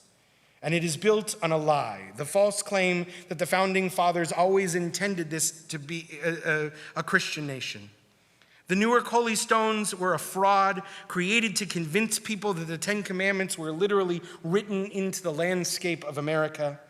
The people who want to put the Ten Commandments on the walls of classrooms and public buildings today rely on a similarly false history. They say that the Ten Commandments influenced our country's founding fathers and founding documents. They don't care if that claim isn't true because the narrative itself is useful to them. Even when the fame of the Decalogue stone had faded, the myth that gave rise to its popularity remained. And I fear the same will be true of the Ten Commandments posters, even if we win by convincing the Supreme Court that a mandate to hang the Christian version of the Ten Commandments in every public school classroom is a violation of religious freedom, and I pray that we will win. I fear the lie that has been used to justify these posters will remain. It's the false history that our founding fathers wanted to enshrine the Ten Commandments in the Constitution instead of what they actually wanted, which was to ensure religious liberty by establishing a separation of church and state, as we heard beautifully earlier. The tale of the Newark Holy Stones demonstrates that even when the artifact is easily dismissed, the myths undergirding it remain harder to combat. And the saddest part of this story to me is that the false history hides a much more complex and beautiful history underneath. All forgeries and hoaxes that came out of the Hopewell Mounds obscure the real history of the Hopewell people, an incredible and sophisticated society that existed on this land 1,500 years before Columbus sailed the ocean blue. Theirs is a story that was almost lost to time, both because it was buried by history, but also because, as in the case of the stones used to build the dam, it was actively disassembled in the name of progress. But the history wasn't lost, and it won't be if we fight to preserve it. I think this story is a reminder that we must reinvest in learning our history because it is the only effective way to combat the false narratives that are all around us.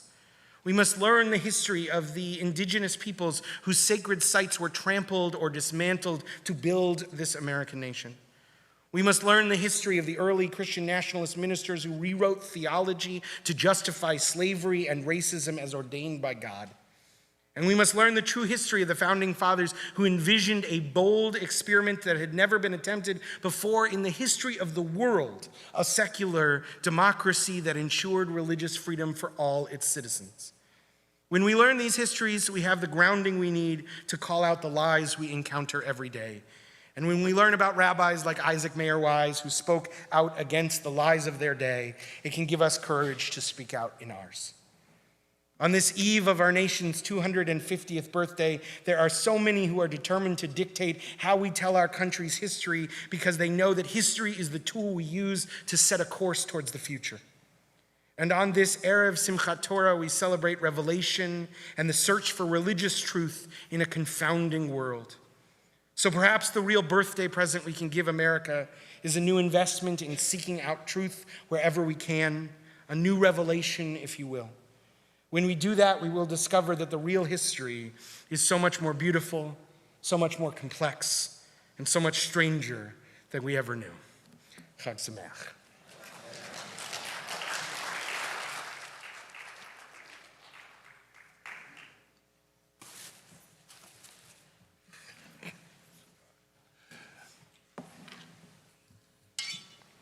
Heading a little bit north from HCRJ, Rabbi Steve Gross. Oh.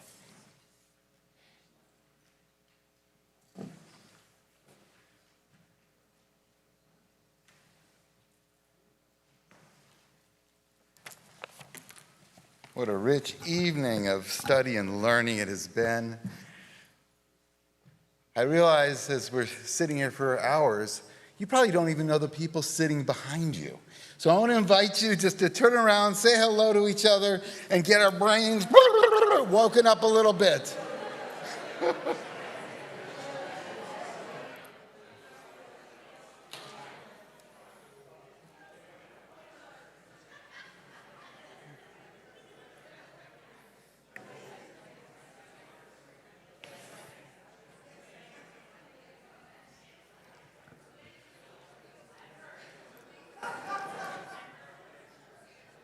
My congregation always hates when I do this, but it's nice to know who's around us as we celebrate Revelation together. And I'll begin my talk this evening with the Midrash that Rabbi Teller so beautifully quoted earlier. The Midrash described the moment of revelation at Mount Sinai, the moment of the giving of the Torah, as a time when the entire universe froze in total, breathless silence. All nature and supernatural sounds were completely suspended, so only God's voice could be heard. According to Exodus Rabbah, no bird chirped, no fowl flew, no ox lowed, and the sea did not roar. The entire universe was suspended in complete and total awe. I invite everyone here to just pause for a moment and recall an instant this year that stopped you in your tracks. A moment of wow, a moment perhaps of aha, a a moment of your own awesome revelation. And hold that image in your mind, perhaps even in your heart. Relive that feeling through memory. Awe is awesome. And it is something that we need for a variety of reasons. This is what we'll be exploring together tonight. Awe is that wow emotion. The emotion that weaves reverence and amazement into a single moment. It is that non-rational, instantaneous reaction we have when we experience something really special, something that stops us in our tracks. We all know this feeling. It is something we experience from our earliest moments in life. And if you wish to be fully entertained by watching the magic of awe in action, I invite you after the Chag is over, or as Rabbi Strauss said, if you do it before, don't let us know, but to go to YouTube and watch videos of compilations of babies traveling through tunnels.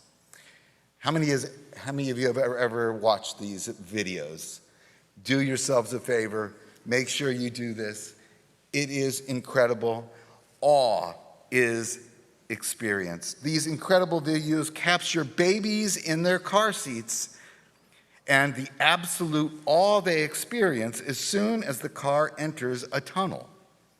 I promise these videos will not only be inspiring, but incredibly entertaining. Awe is written all over their faces.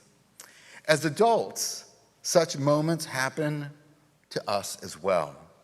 We feel them when we get goosebumps or tingles or jaw-dropping moments. They are real, they are powerful, and they open our hearts and minds and our spirits to forces that are greater than ourselves. There is awe in birth. There's awe in death. There is awe in every single precious moment in between. Awe reminds us of our fragility. Awe is startling and miraculous and bewildering. A lunar eclipse, a morning sunrise, the vast, seemingly endless stretch of the universe captured in images from the most powerful telescopes ever created. Each can take our breath away. Each places us in the edge of a mystifying expanse and forces us to consider ourselves within the context of a reality we cannot fully understand. Awe is there every single stage of our lives to remind us of our human connectivity, to humble us in our vulnerability, and to invite us to be grateful for our limited days on earth. Humility, fragility, epiphany, reverence, gratitude, and fear, all experienced through awe, which is why it is such a powerful conduit for developing and renewing a sense of faith. Of course, our ability to experience awe as adults may not be as easily attained as a baby taking a drive through a tunnel. But we can and do feel awe in countless ways and in countless places. According to Andrew Huberman, a neuroscientist who hosts an extremely popular podcast called The Huberman Lab, I don't know if people watch that, but it's also quite entertaining. Awe is connected to the attention mechanisms of the brain, specifically our visual aperture or our auditory aperture, each of which impact our perceptions of time. When our attention is narrow, like being focused on our phones or in very stressful moments in life, time feels slow and fragmented because the brain takes many little snapshots of things, of stimuli that are all around us. Imagine looking at the world through a straw. When our attention widens, like looking at a horizon or standing at the edge of the Grand Canyon, it feels smoother, more expansive. By shifting our perspectives from small to vast, awe quiets the self-focused activities of our brains. It activates calming physiological responses, and it creates a sense of belonging to something larger than ourselves. This is how awe works. Nature, culture, shared human experiences, all can bring us from those narrow places to connecting to something much greater.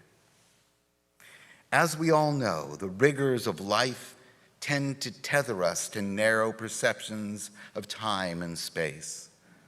Most of the time, we see the world as through looking through a straw. And there are obstacles and hindrances which are constantly diverting ourselves from connecting with the world and with each other. The rigors and stresses of work, the insanity of daily traffic here in Houston, the noise of endless obligations in our lives, all of these and so much more narrow our attention and blind us to the engaging in moments that stimulate awe in our lives. This is why Judaism has a long-standing custom to begin every single day with expressions of gratitude. According to Jewish tradition, the first thing that we're supposed to do in the morning is to thank God for our lives and for the unfolding day ahead. In Psalm 92, verse 3, the psalmist declares, "L'hagid ba'boker chasdecha, ve'emunatcha ba'leilot." It is good to proclaim God's steadfast love in the morning and to celebrate God's faithfulness each night. From this teaching, we have established the beautiful custom of reciting words of gratitude as soon as we wake up in the morning, as through the prayer Modeh Ani, we thank God for restoring our souls after a long night's sleep. And then as the day unfolds, and it is customary to say, as was mentioned in our first talk by Rabbi Schloss, that we're supposed to say 100 prayers throughout the day, reminding us that everything we do and experience is worthy of praise. And why do we do this? And what is the value of offering words of gratitude brought to our people throughout the generations? It is important because these prayers help us generate an attitude of gratitude and establish a mindset which takes nothing for granted. Prayers like Modeh Ani and Shehechianu help us to embrace and appreciate the glory, the majesty, the awe in every single moment of every single encounter of every single day. They encourage us to look at the world not through a straw, but rather with eyes filled with a degree of wonder, or what Rabbi Abraham Joshua Heschel calls radical amazement, a state of mind in which nothing is taken for granted. Through radical amazement, everything around us is a welcome surprise. It is awesome, unexpected. It is wonderful. This kind of mindset helps us see blessings in everyday encounters and helps us recognize the miraculous in the mundane. It is a mindset that keeps us from taking life for granted, and when applied on a regular basis, it enables us to sustain a sense of hope in our hearts and faith in the future. And maybe that is the challenge for us tonight. Not simply to remember Sinai as an ancient event, but to recreate moments of Sinai every moment of our lives. To pause long enough to notice a sunrise. To hold a newborn child and feel completely overwhelmed by possibility. To sit beside someone we love in silence. To look up at the stars and remember how small we are, and yet how deeply connected we remain to one another and to God. Because every moment of awe has the potential to become a moment of revelation.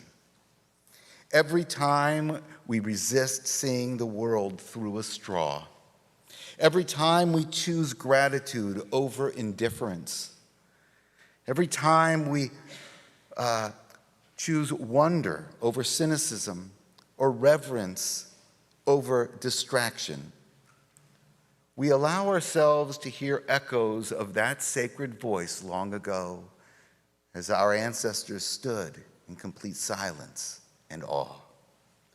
The world around us is still speaking.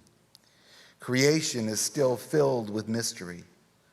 And holiness still awaits to break through that ordinary moment in our lives. But first, like our ancestors at Sinai, we must learn to stop. We must learn how to listen. We must learn how to stand in awe. As we take this moment, let us express our appreciation and gratitude for what we're sharing tonight as we join together in one single prayer that says it all. Together we say Shehechianu. Baruch atah Adonai, Eloheinu melech haolam, Shehechianu v'kiyamanu v'gianu lazman hazeh. Praised are you, eternal our God, ruling spirit of the universe, who gives us life, sustains us, and through this magical, beautiful night of study, enable us to share in the joy of life together. Amen.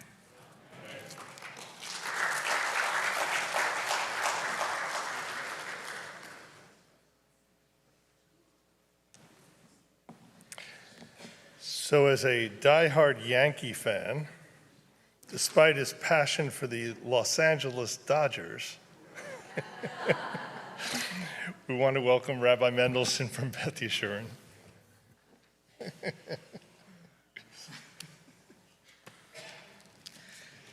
Chag Sameach.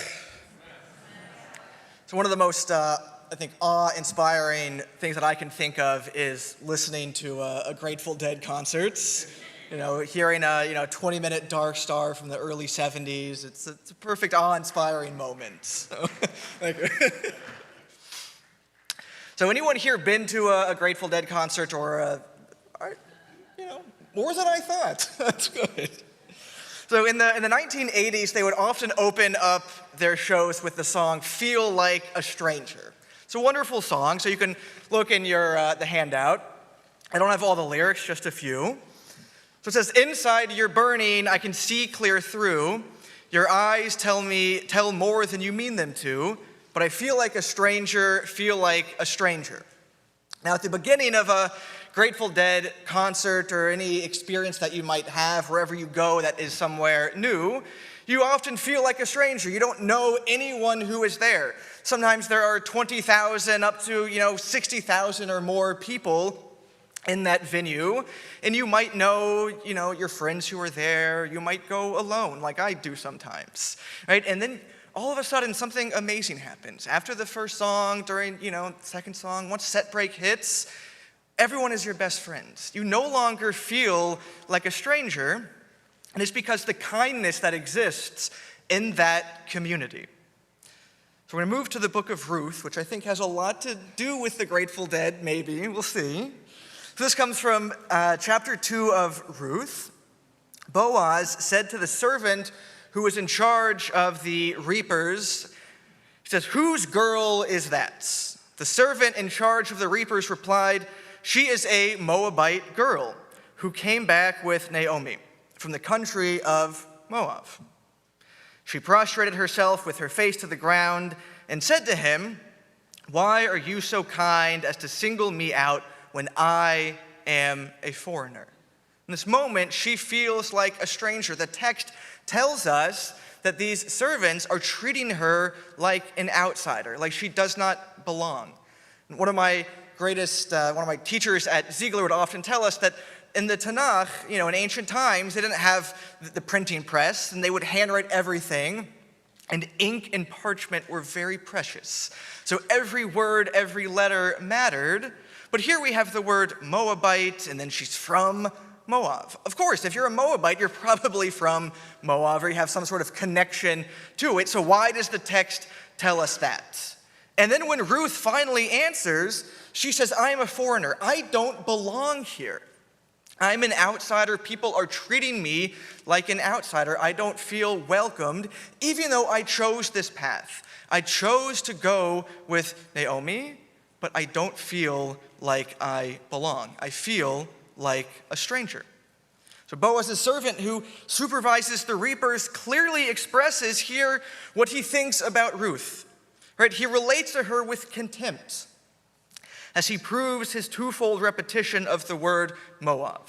"Ruth, you don't belong here. You're an outsider. You will never belong here. We will always consider you the other."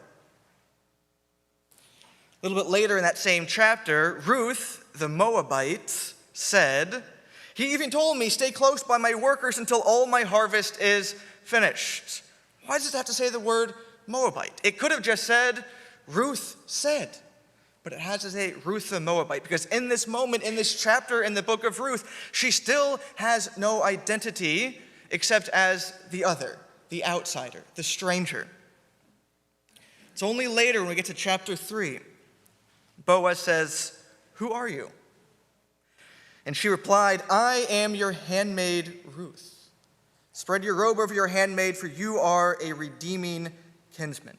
It's the first time that she does not describe herself as a foreigner or as an other or as a Moabite, but someone who is, yes, lower than Boaz, but someone who is starting to feel more comfortable in his circle.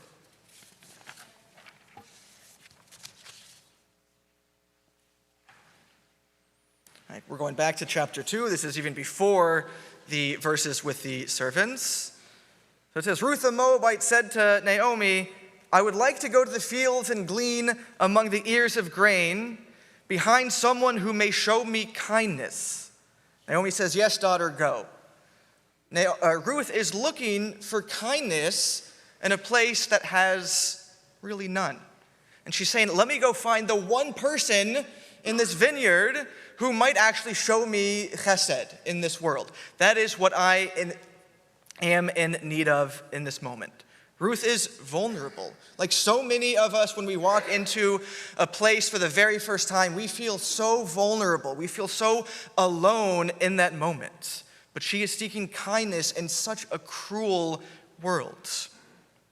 So kindness is the key, I believe, to the entire Torah. So Rabbi Estes says, Torat Chesed, the Torah of kindness. This comes from Ruth Rabbah, the Midrash on the book of Ruth. Rabbi Zera said this scroll, Megillat Ruth, does not contain the laws of purity or impurity and not prohibitions or allowances. So why was this book written? It is to teach you the extent of the good reward for those who perform chesed, who perform kindness. That is why the book was written. That is why we read the book. So Ruth introduces kindness to the world. She's the first person in the book of Ruth to show kindness to anybody. She shows it towards Naomi. Chapter 1. But Ruth replied, "Do not urge me to leave you, to turn back and not follow you. For wherever you go, I will go. Wherever you lodge, I will lodge. Your people shall be my people, and your God my God. Where you die, I will die, and there I will be buried. Thus and more may the Lord do to me, if anything but death parts from me." Many of us may be familiar with this moment. This is the moment where Ruth decides that she wants to join the Israelite people, the Jewish people. She's the first convert that we really have in our story. She says, I'm going to follow you through darkness. Wherever life takes me, I am behind you 100% of the way. And she's showing kindness to Naomi in this moment. Naomi says, I don't need you to come with me. But Ruth noticed, yeah, you do. You need someone to show you chesed in this moment. Right? You've lost your sons. You need me to be with you. So one of my favorite songs from the Grateful Dead, Franklin's Tower. If you know it, you know it. We have the word, if you plant ice, you're going to harvest wind. What does that mean? You can be... What does it mean? If you plant ice, you're going to harvest wind. What's going to happen? Nothing, right? If you plant, unkindness, you plant, evilness, you plant, then you're not going to get anything out of it. So Boaz is the one who decides to show kindness towards Ruth. He stands at a moment of decision. He has two options. Number one, he can respond the way his servants did, with distance, with indifference, seeing Ruth only as a stranger. He, right, can plant ice, perhaps literally, because that's what he did for a living, but he's only going to harvest wind in that moment. Nothing will come out of that if he chooses the path of the servants, the path of coldness. Or he can respond with chesed, with dignity, with care, and with presence towards someone who needs it so desperately. He can plant something that will actually grow, planting a seed of chesed, a seed of love towards someone. So we have chapter 2. Boaz said to Ruth, listen to me, daughter. Don't go and glean into another field. Don't go elsewhere, but stay here close to my girls. Keep your eyes on the field that they are reaping and follow them. I have ordered the men not to molest you, and when you are thirsty, go to the jars and drink some of the water that the men have drawn.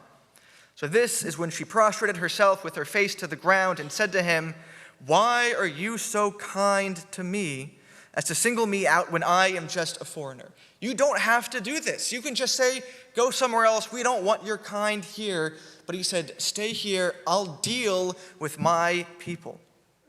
Boaz said in reply, I have been told of all that you did for your mother-in-law after the death of your husband, how you left your father and mother in the land of your birth, and you came to a people that you had not known before. You were a complete stranger. May the Lord reward your deeds. May you have full recompense from the Lord, the God of Israel, under whose wings you have sought refuge. She answered, you are most kind, my Lord, to comfort me and to speak gently to your maidservant, though I am not so much as one of your maidservants. At mealtime, Boaz said to her, come over here and partake of the meal and dip your morsel in the vinegar. So she sat down beside the reapers. He handed her roasted grain, and she ate her fill and had some left over. When she got up to glean, Boaz gave orders to his workers. You are not only to let her glean among the sheaves without interference, but you must also pull some stalks out of the heaps and leave them for her to glean and not scold her. Boaz, the leader of this community, he tries in every possible way to demonstrate respect and caring toward Ruth the Moabite, Ruth the stranger, thereby correcting the reapers and changing their attitude toward Ruth the proselyte. Boaz's attitude toward Ruth is revealed gradually. His special feelings toward her are expressed in both actions and words. Now we read about 3 different blessings of chesed that we see in the book of Ruth. There's a blessing that we see after Ruth first shows kindness to Naomi. Vatomer Naomi lishtei chalteha lechna shovna isha levet ima. Ya'aseh Adonai imachem chesed ka'asher asitem im hametim ve'imadi. But Naomi said to her 2 daughters-in-law, turn back, each of you, to her mother's house. May the Lord deal kindly with you as you have dealt with the dead and with me. There's a blessing after Boaz shows kindness to Ruth. It says, Naomi said to her daughter-in-law, blessed be he of the Lord who has not failed in God's kindness to the living or to the dead. For Naomi explained to her daughter-in-law, the man is related to us. He is one of our redeeming kinsmen. Then the blessing after Ruth showed kindness to Boaz He exclaimed, "Be blessed of the Lord, daughter. Your latest deed of chesed is greater than the first, in that you have not turned to younger men, whether poor or rich." That Ruth returned the kindness that Boaz showed her when he didn't have to. We conclude with a couple of lyrics from the Grateful Dead. Uncle John's bands. Well, the first days are the hardest days, don't you worry anymore. Right, the first days when you are in a new city, a new community, a new place, they are the hardest days. You don't know anywhere. You don't know where you are going. You have to follow GPS perfectly. Right? Every single person that you meet is a new person. They are the hardest days, but you have to keep going. Because when life looks like easy street, there is danger at your door. Think this through with me. Let me know your mind. Whoa, what I want to know is, are you kind? That is the most important question. When you are walking through life and you are meeting strangers, whether they're at the gas station or at the grocery store or inside of the synagogue walls, the most important question is, are you kind? Do you have chesed in your heart? Do you care about your fellow human beings? That is what makes this world so beautiful. That is how we create shalom, peace in this world. It's a buck dancer's choice, my friend. Better take my advice. You know all the rules by now in the fire from the ice. Will you come with me? Won't you come with me? Whoa, what I want to know, will you come with me? Sounds so familiar to the story of Ruth. Naomi and Ruth, right? Ruth wants to go with Naomi to experience that kindness. Ruth and Naomi show kindness to one another, and then they allow Boaz's heart to explode with chesed in that moment. And in the song, He's Gone, which is now such a hard song, I think for me and other deadheads to listen to after we lost Bobby in January, He's gone, but there's nothing left to do but smile, smile, smile. That's the most important thing. If you don't want to say something to someone at the grocery store and you're passing by in the aisle, offer a smile. A smile has the ability to change someone's life, to change someone's attitude. It's so simple to do. Chag Sameach, everyone.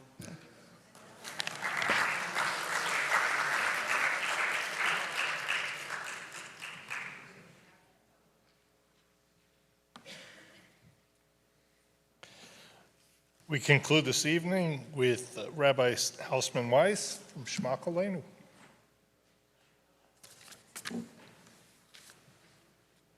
Thank you, sir. My pleasure. Chag Sameach.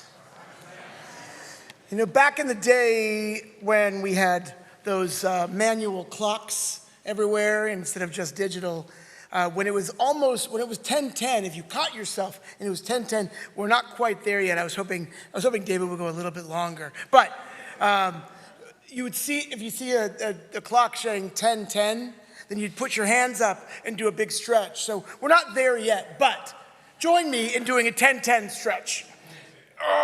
Then make a little bit of a noise. We're almost there, folks. It is really a pleasure to be here. Thank you so much for everybody who works to make this happen. Sinai's resonance falls upon our eardrums as a gift, ever developing and overflowing with wisdom born of a single source, yet refracted into intimate and infinite detail. What we hear and how we hear it, what we imbibe and what we give away, depends upon the Torah we need along the paths of our lives. Sinai's effervescence is profuse, flowing through us and from us into others, slowing down our minds, hot-wiring our hearts, and strengthening our hands is how we bring redemption into the world. But first, we must stop long enough to ask, what do I hear?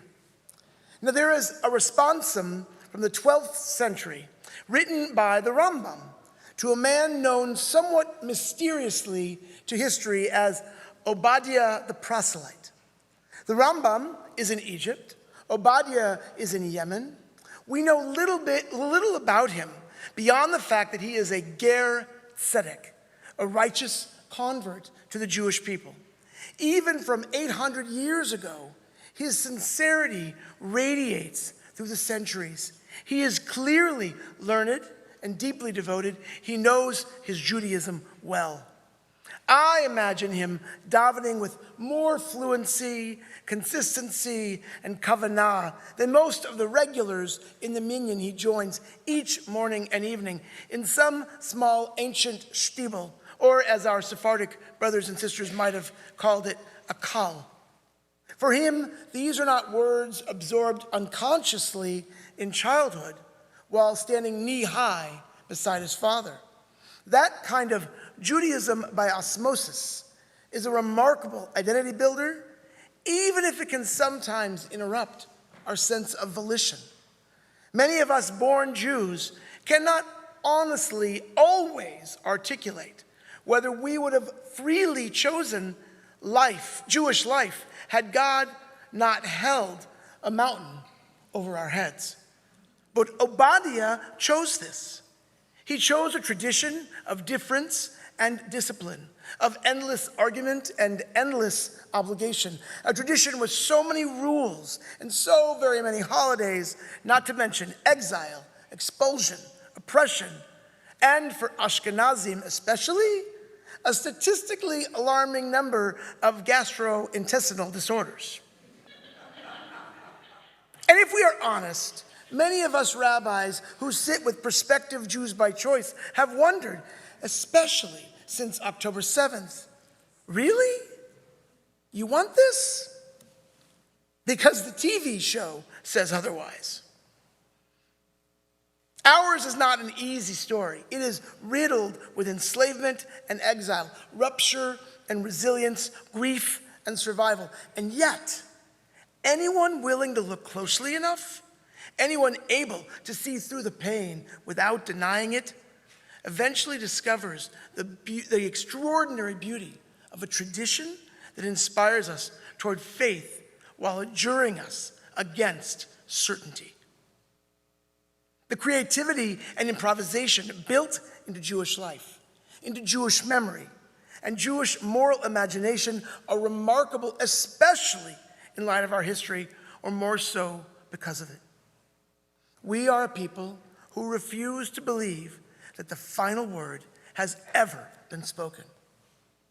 Which is why it shouldn't surprise us, as Rabbi Mendelson points out, that our sages forever linked this story of Ruth to Shavuot, where she says, "Do not urge me to leave you, to turn back and not follow you. For wherever you go, I will go. Wherever you lodge, I will lodge. Your people shall be my people, and your God, my God. Where you die, I will die, and there I will be buried." Now, by the time the rabbis fused Ruth's story to the festival of Revelation, the temple in Jerusalem had already been destroyed. The smoldering ruins of 70 CE and the massacres that followed the Bar Kokhba revolt still lingered in Jewish memory. Shavuot could no longer remain merely an agricultural festival tethered to the land of Israel. The counting of the Omer could no longer simply reenact temple sacrifice. Shavuot itself had to go into exile. The festival of harvest became the festival of revelation because revelation is portable. Torah could travel where sovereignty could not. It could be carried on broken backs across deserts and seas like a great menorah hauled off to Rome. Oh, the price we have paid for insisting that God is one. And so Obadiah joins his minyan day after day, perfecting the recitation of words that affirm his place within the history of a people not biologically his own. Words that speak of covenant struck generations before his birth. Words proclaiming redemption from an Egypt neither he nor his ancestors had known. Words insisting that Torah is not beyond the mountains nor across the seas, but already resting in the heart and the mouth of the Jew who feels and speaks it. And eventually he wonders aloud Questions that, if we are open, Shavuot invites us, maybe demands us to ask ourselves as well. Is this really true for me? Am I actually allowed to say these words? Have I earned this inheritance? Do I deserve it? And so he writes to our second Moses, the Rambam. The Rambam responds with breathtaking tenderness and heroic chutzpah. You ask me, he says, whether you may recite phrases such as, our God and God of our ancestors, Eloheinu v'Elohei Avotenu. You who sanctified us through your commandments, Asher Kitshanu b'mitzvotav. You who brought us out of Egypt, Asher Hotzeti etchem me'eretz Mitzrayim. You who perform miracles and mighty deeds and salvations and victories for our ancestors, Al Hanisim, V'al Apurkan, V'al Gvurot, V'al Shuot, etc. And the Rambam answers not merely yes, but emphatically yes. In Texas, he might have said, hell yes. Not only may you say these words, you must. For Abraham and Sarah themselves were not born into covenant. They discerned it. By their own free will and moral courage, they discovered the unity beneath existence and the divine desire for partnership with humanity. And therefore, the Rambam tells Obadiah, you stand in their lineage. You are no less their descendant than any Jew by birth. In fact, the convert reveals something essential that born Jews sometimes forget. Judaism is not merely inherited. It is chosen. Again and again and again, we are all, in our ways, Jews by choice. To choose Judaism is to choose peoplehood, not religion alone, not ethnicity alone, not nationality alone, not merely cuisine or humor or trauma or politics or nostalgia. We are all of those things and infinitely more. And perhaps that is why Obadiah's question still matters so deeply. Because hidden inside his uncertainty is a profoundly modern anxiety, what centuries from then someone would come to call imposter syndrome, about which the modern sage, Brene Brown, would reassure humanity that such feelings are universal. Nonetheless, the Rambam's answer remains more powerful still. Belonging is not proven by perfect certainty. Belonging is revealed through covenantal courage. Obadiah stood at Sinai because he chose to keep walking and listening for the voice. And perhaps that is precisely what Sinai asks of us still. Because when I imagine standing at Sinai, I do not hear the Torah as certainty. I hear Torah as relationship. Not a static law handed down once and for all, but a living encounter between God and human beings. An encounter that requires interpretation, moral courage, vulnerability, and continual return. Revelation in our tradition is never merely informational. It is transformational. Torah is not simply something one receives, it is something one enters into. And that means the goal of Sinai was never unanimity. The miracle was not that every Israelite heard the exact same thing. The miracle was that an infinite voice could become intimate enough for each soul to hear itself addressed. Our sages understood this long ago. The Midrash imagines the divine voice splitting into 70 languages. Another tradition teaches that each person heard according to their own strength and capacity. Revelation was multivocal from the very beginning. Difference was not an obstacle to Torah, it was the medium through which Torah became alive. The rabbis taught that every new and unique and distinct and challenging insight ever offered by a student was already present at Sinai. Heschel insists that the voice at Sinai never ceased. Judith Plaskow reminds us that we are always standing again at Sinai because revelation remains unfinished so long as voices remain unheard. Perhaps that is the deepest truth of Torah. Revelation does not end when God speaks.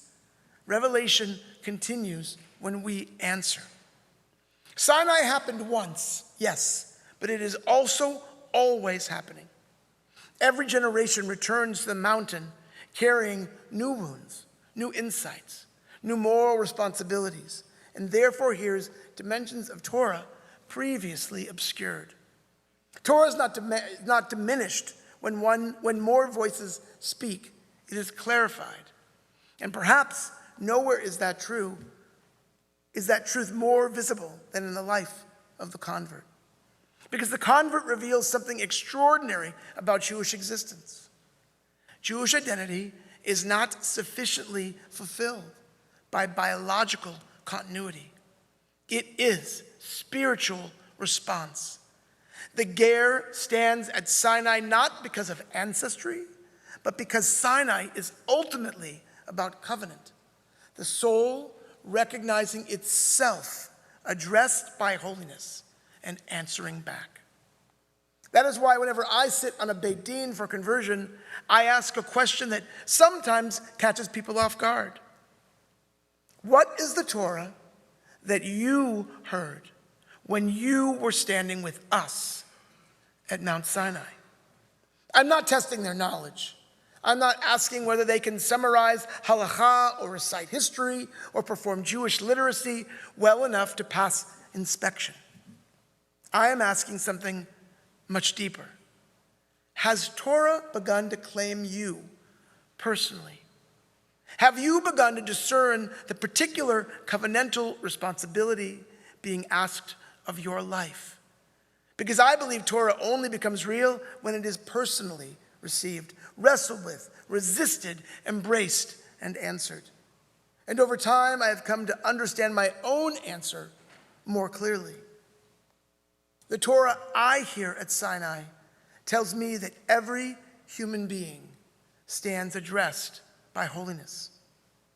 That covenant is not inherited once and for all, but chosen again and again, not just for converts, but for each and every one of us. Like Obadiah, but perhaps in a different way, we must ask things like, what do I see from the vantage point of standing on the shoulders of those who came before me? Do I seek to raise up the holiness from the mundane? If I am a part of a chosen people, what do I choose to make that matter? Which narrow straits have I escaped, and which still hold me captive? How rehearsed am I, waking to a new day and discerning the miraculous that surrounds me at every turn? Obadiah reminds us that Jewish life is not passive inheritance, but active participation. And that voices, once excluded from the telling, must now be brought fully into the conversation. Perhaps the deepest truth of Sinai is this: no one receives all of Torah. Each person receives only the pieces they are called to carry for the sake of the whole, which means I need your Torah because mine is incomplete without it. The mystic, the skeptic, the scholar, the activist, the mourner, the immigrant, the convert, the wounded, the hopeful, each carries a fragment of revelation the rest of us cannot access alone. And I think that is inseparable from why I became a rabbi. Because I increasingly believe revelation becomes complete only when it is transmitted with compassion, interpreted with integrity, and opened wide enough for another person to discover themselves standing at Sinai too. Maybe this is what Shavuot ultimately asks of us. Not whether God spoke once long ago, but whether we are still willing to listen to the voice that continues to call through one another. I'd like to ask you to please rise. And if you're comfortable doing so, hold hands or link elbows, whatever works. Because we, you and I, stood at Sinai together. Oh, that's good. Do a little hora. That's great.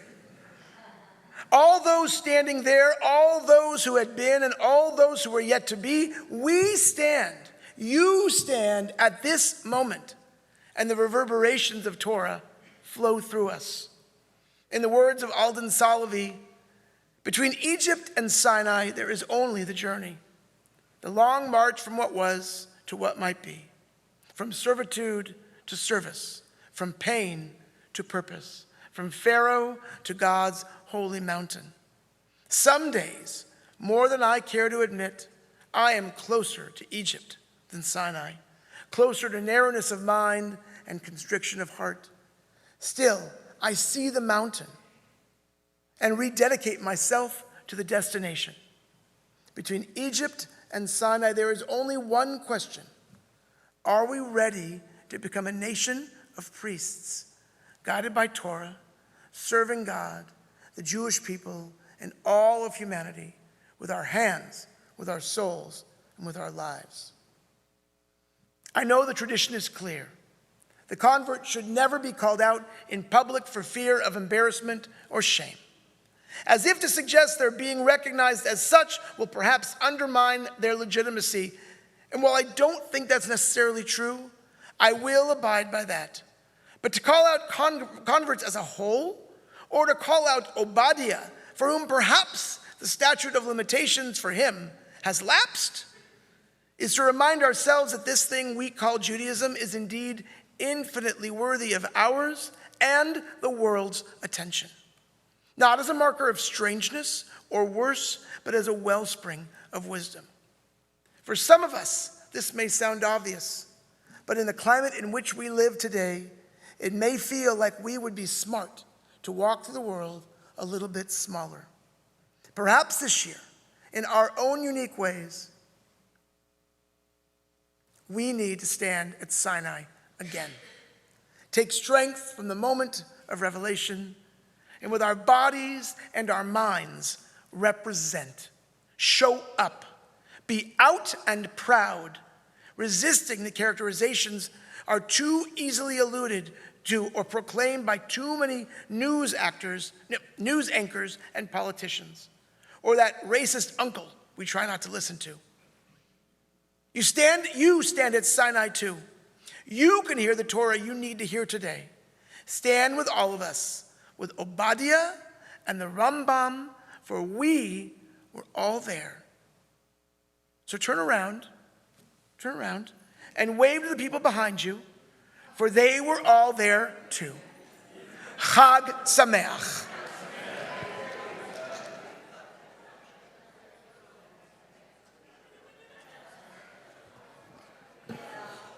So we as a Houston Jewish community are blessed. We're truly blessed by an array of rabbis who share their wisdom and their scholarship with us.